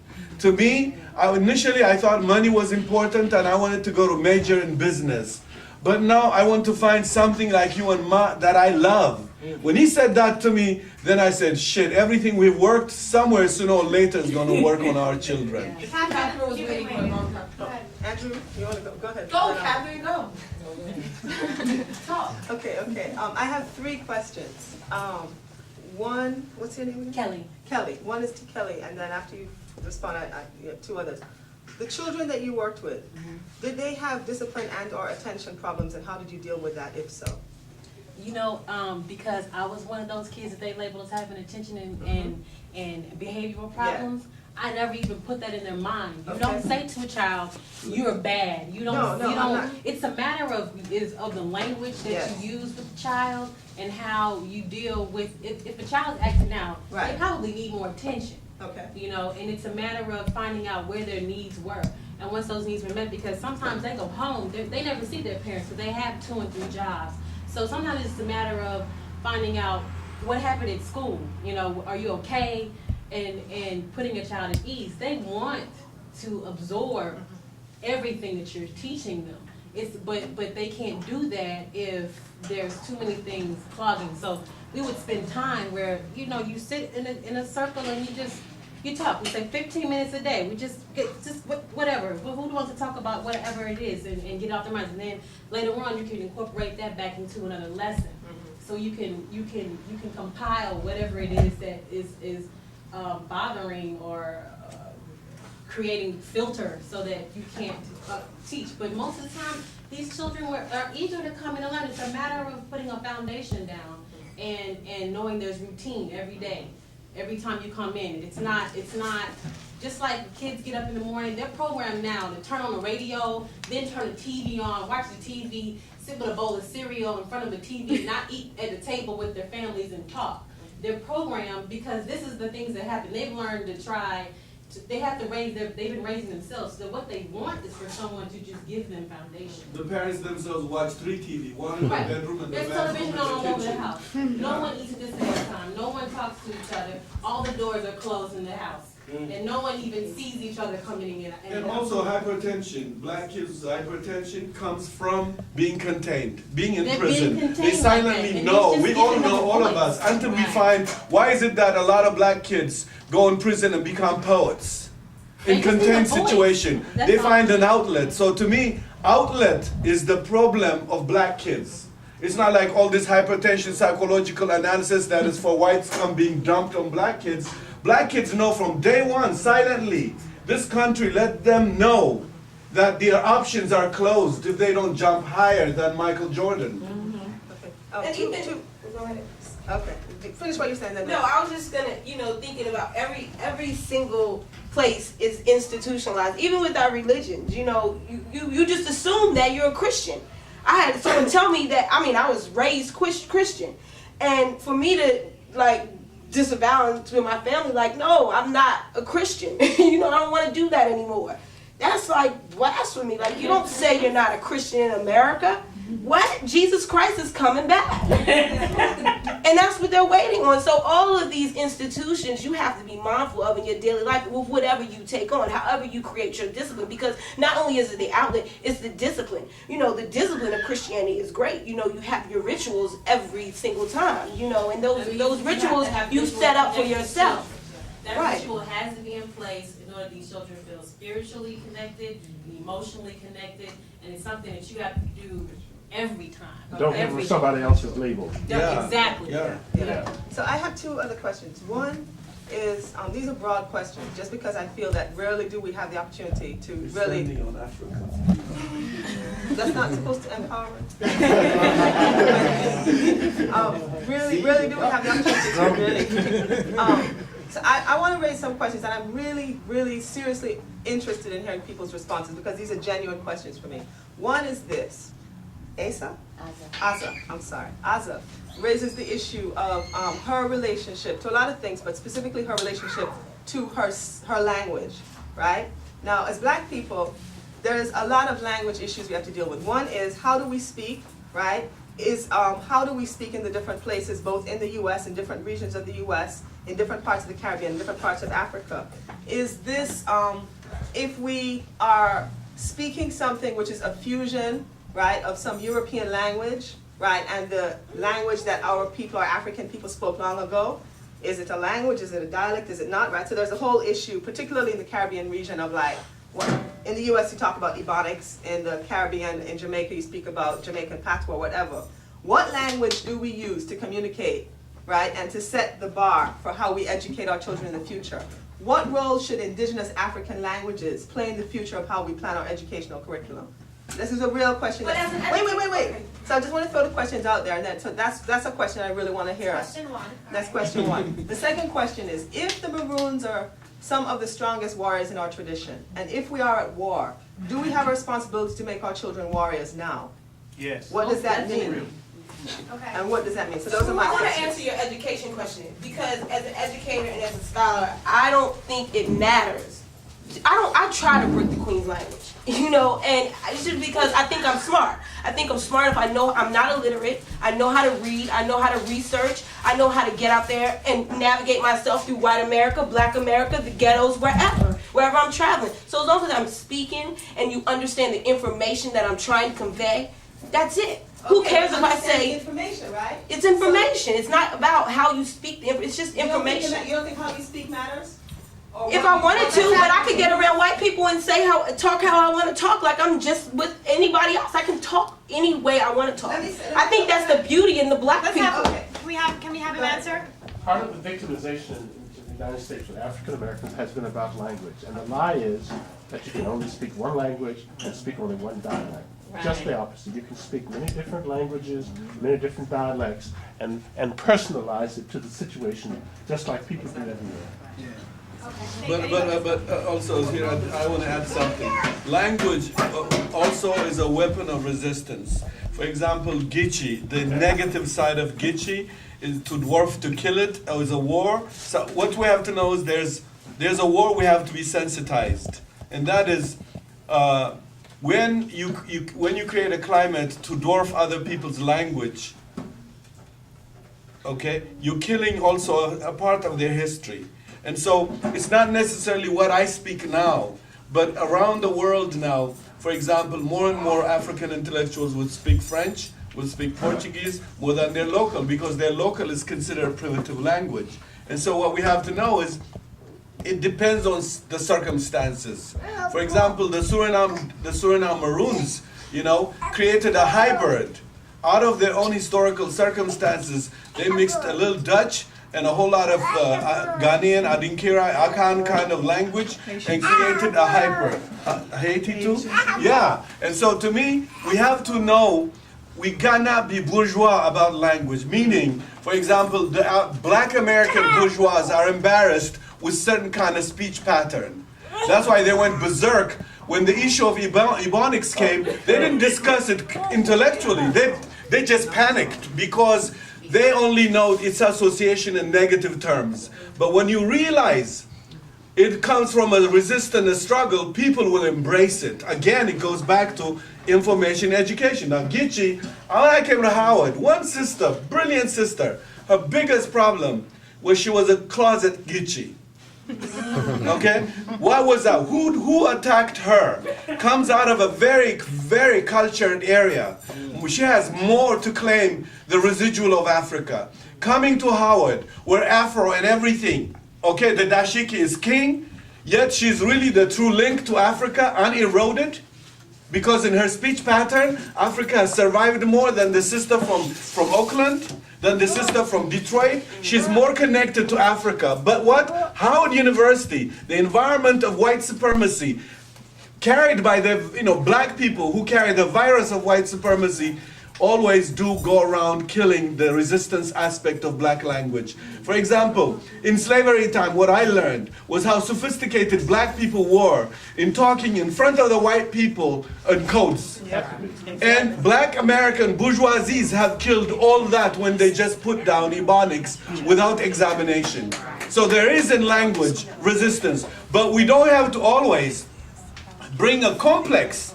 Just because I don't speak like a Geechee sister and not know, I shouldn't start tripping and not try to learn like what is Geechee. But what we have to know is wherever it has survived, we have to embrace it, celebrate it, look at it as a resistance and something we all should upheld. And then wherever it has disappeared, whatever language we have, we fight with that. It's very important. Otherwise, we oppress each other again by creating a standard of communications, which is dangerous and which happened during the Black Power movement. The Black Panther movement, half of its problem was they were trying to define who was more black than who. And that creates problem. It creates problem. Some light-skinned black people were militant in the underground than even dark-skinned black people because the time could allow it. Yet, how black you were, etc. And then it all went went to white women. The whole thing disappeared. So the criteria was fake to begin with. We cannot examine who was real black, except in the historical task of joining to build pyramids. New pyramids. In that, we find each other. Not in the sense that who speaks more African, who wears more dashiki. In the 1960s, that is overthrown because it became fake and destroyed the struggle. Well, it's also interesting. I wanted to go back to your point in the Mal Math. I'm sorry, because this 1950s, 1960s period, in like bringing the Maroon knowledge forward, that was going on. In Jamaica, you had this Rastafari movement. They were taken to the streets. You had the Black Panthers here. So it's interesting how all of these they seem disconnected, but there's this interconnectedness with revolution, global revolution. People resisting because they were oppressed. The Malans, the Rasta, everything that was going on, Cuba, anything during specific time periods. If you just look at the history, that's why it's just important just to give us the information. Right. Just let us have our information. That's all we need. Those are the tools of, and then you take on your persona with this information. So Andrew, did you have something to say? Yeah, well, the thing is, I think what we keep coming around to is this idea of what Maroon history sort of conveys to us. And it comes back to your imagination. Can you imagine yourself surmounting resistance? And the history of the Maroons is clear. when we bring it now, in our time, it's only now we can appreciate the complexity of it, because a lot of us are complicit in this economic system that oppresses who we are. So the question is, even if we can look at our kids, and it's not that we shouldn't look at our kids because that's the future, but if we looked at ourselves, if we look at our practices, honestly, critically, even how we inscribe the language of power in this society, and we use it comfortably, and we use it because there's a denial, because we know that the minute that we undertake just the word resistance, that it's going to disrupt our day-to-day comforts. And this, I think, is what Maroons are dealing with in history. And if we're looking at it now, we have to understand that the only way is to affect our own consciousness. So if we can imagine who we can be, all right? If we manage to imagine it, because I'm convinced that the Colin Powells and the Condoleezza Rices have the ability to imagine strong black communities. The problem is they don't see, or they can't imagine what steps it would take to do it. So they align themselves with power, because for them, that's what the system has taught them. If you're going to survive, align yourself with power. And so where black people now find themselves is visionless. If I want to survive, let it be comfortable. Let the other people resist. And maybe someday, but not in my lifetime. And that's the problem. We are an image nation. And we are not finding any real ways to combat the image that's destroying our very existence. Yes, as a Jamaican and someone who now went back to Jamaica after living 18 years in the United States, the Maroon in Jamaica is not necessarily put up on a pedestal, because parts of the Maroons, some of the Maroons, used to capture Africans and send them back to the plantations. And I think that's an important thing to understand. And then it goes back to the treaties which Maroons made with the British. So some Maroons did do that. Kojo's treaty. Right.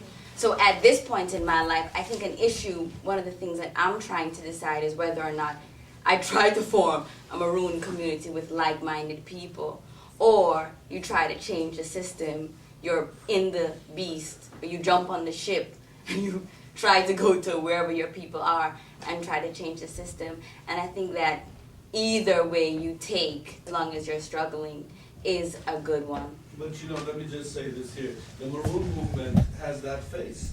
That's why it cannot be a romantic story, but a story of a people who get in complex situations. Mm-hmm. For me, if black people, I have a fiction film I'm working on out of this whole discussion, and that's to show black people were as cutthroat as anybody to get their interest going. This is what's lost. We look like gullible black people who are railroaded into Hollywood now and try to look at the history in that glasses.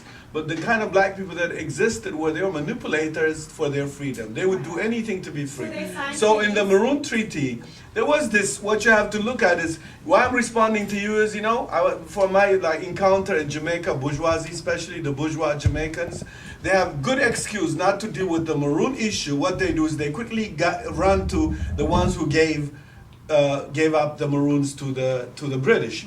What they are doing there is to tell you, my sister, is to undermine its historical implication to our complicitness now, especially in Jamaica. First, the Jamaican Maroons are like a government with contradictions, who signed treaties. But also, the Jamaican Maroons are more free by paper than Jamaicans. Because if the treaty still is not abolished. Right.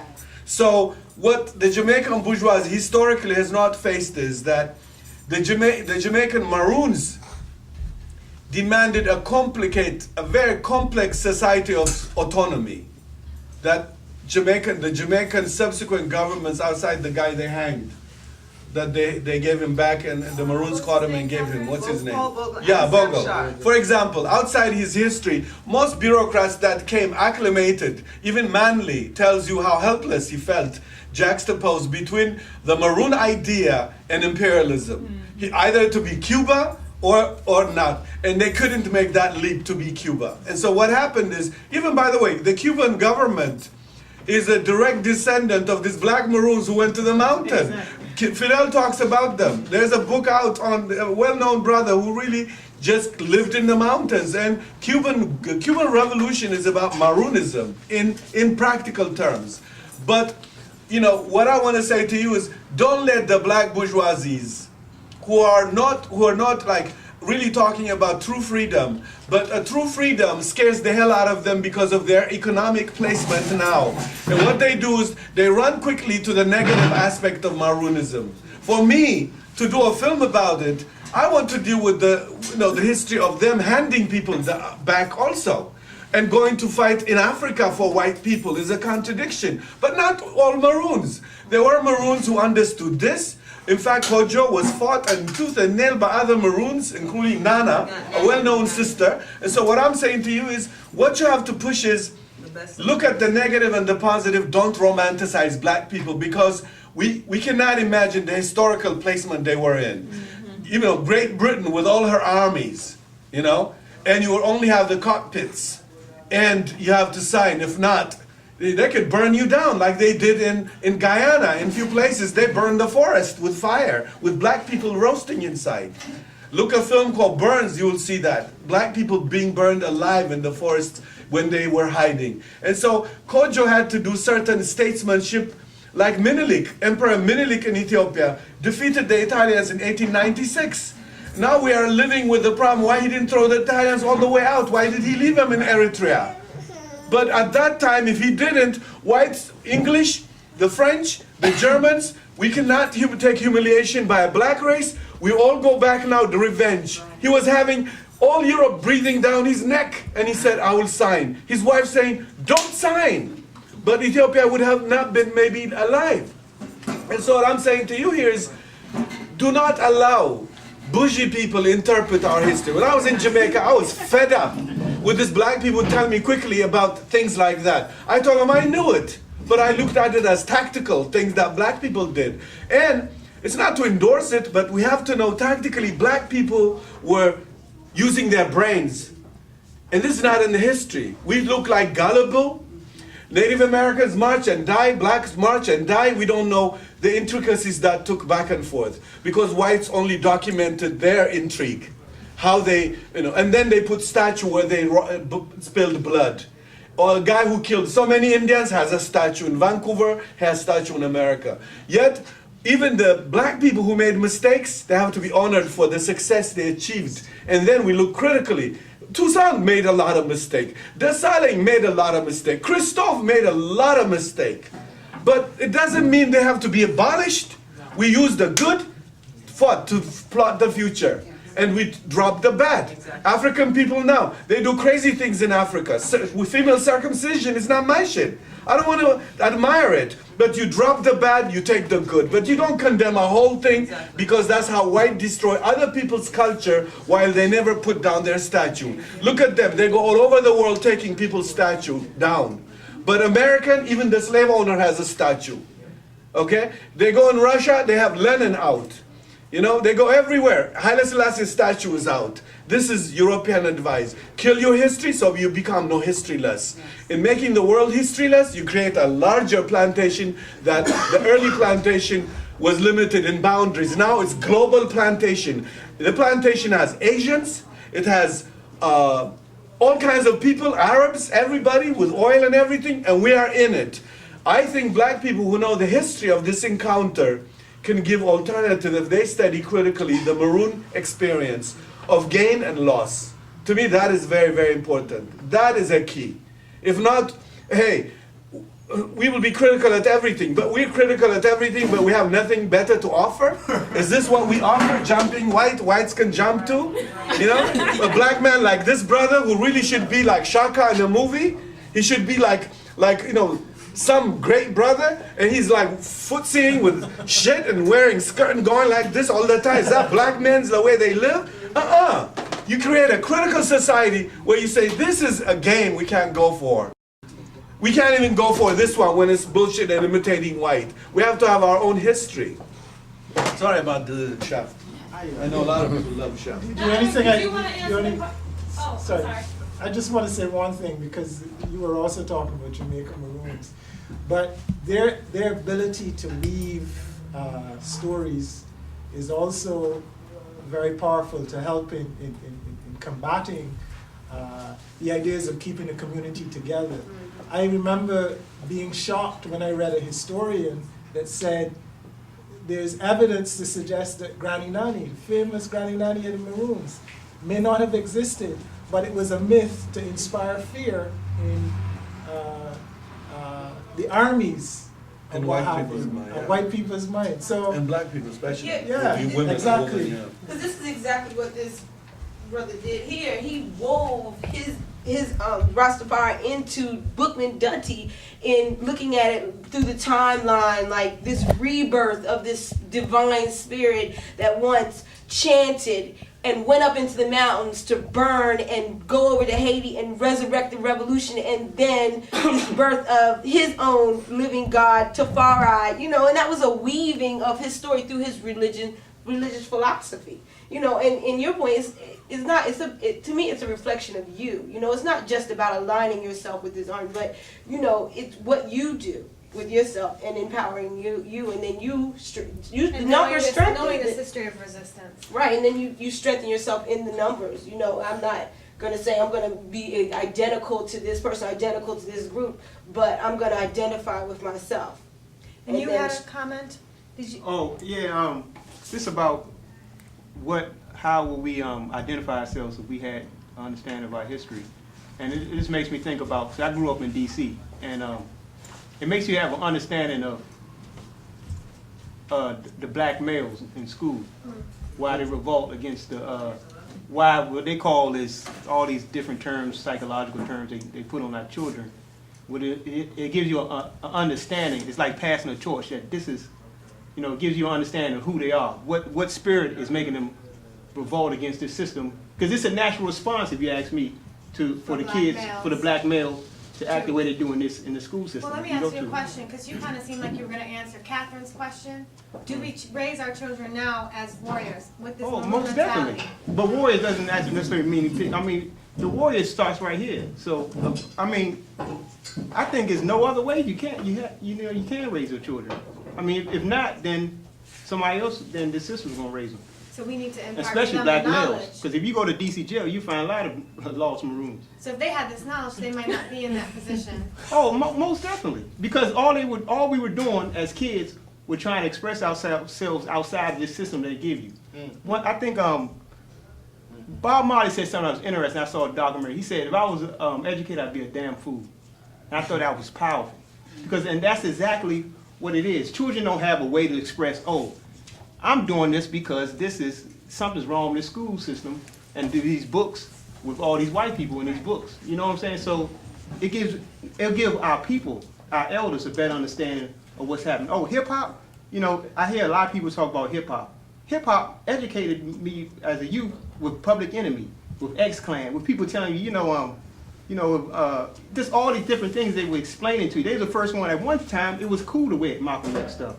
So people were investigating in that history. Now what happened is, because it's a money-making tool, the system has got a hand up and they manipulate it. And that's what's we always were creators. It's that they'll take their creative art and, benefit from it. Basketball also. I'm sorry, you had a comment in the orange. I wanted to say that the sister from Jamaica made a very good point, because, for me, growing up reading, in 9, I read the autobiography of Malcolm X, and in my mind that opened me, at 9 years old. But it's difficult when you come up through the system. I'm also from D.C., educated in the public school systems, and went to undergrad here also.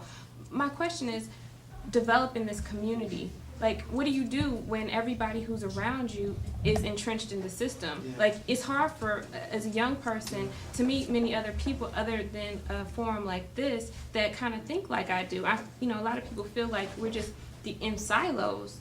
So how do we develop Well, this you know what, I community? think it's important, and I think even, I don't know if you were here to see the video I first presented, when I asked people who the Maroons were, and nobody knew, regardless of, but when I began to explain it to them, like their interest, their whole attitude changed, and it was something they had never heard of, and they all then decided that they were gonna go and research it on their own, which I hope that they do, for their own benefit and for the world's. And I think it really is about teaching people. I think it is, once you read the autobiography of Malcolm X, it clicked. Your son heard about Ozzie Davis, the Ozzie Davis reading I'm sorry, not about Ozzie Davis, Ozzie Davis reading Frederick Douglass, right? And something snapped for them. And it's really, when do you get to that point where something snaps for you and your mind opens up and you start to see this history, you start to see your people in a different light, and this history of resistance is something powerful and your people are powerful. And I think it's really just about talking to people. And I mean, there's other ways, but it really comes down to educating. But yeah, because it can snap for you. You know, it's like a spark plug. Malcolm X snaps everybody and awakes them. But there are many people now working for the system, including Colin Powell's son, who read the biography of Malcolm X, and in fact, better than even maybe us, because he, you got to know what happened with the information. Her question is, it's not enough to have the information and spark it by, but she's demanding, where are the Maroon communities?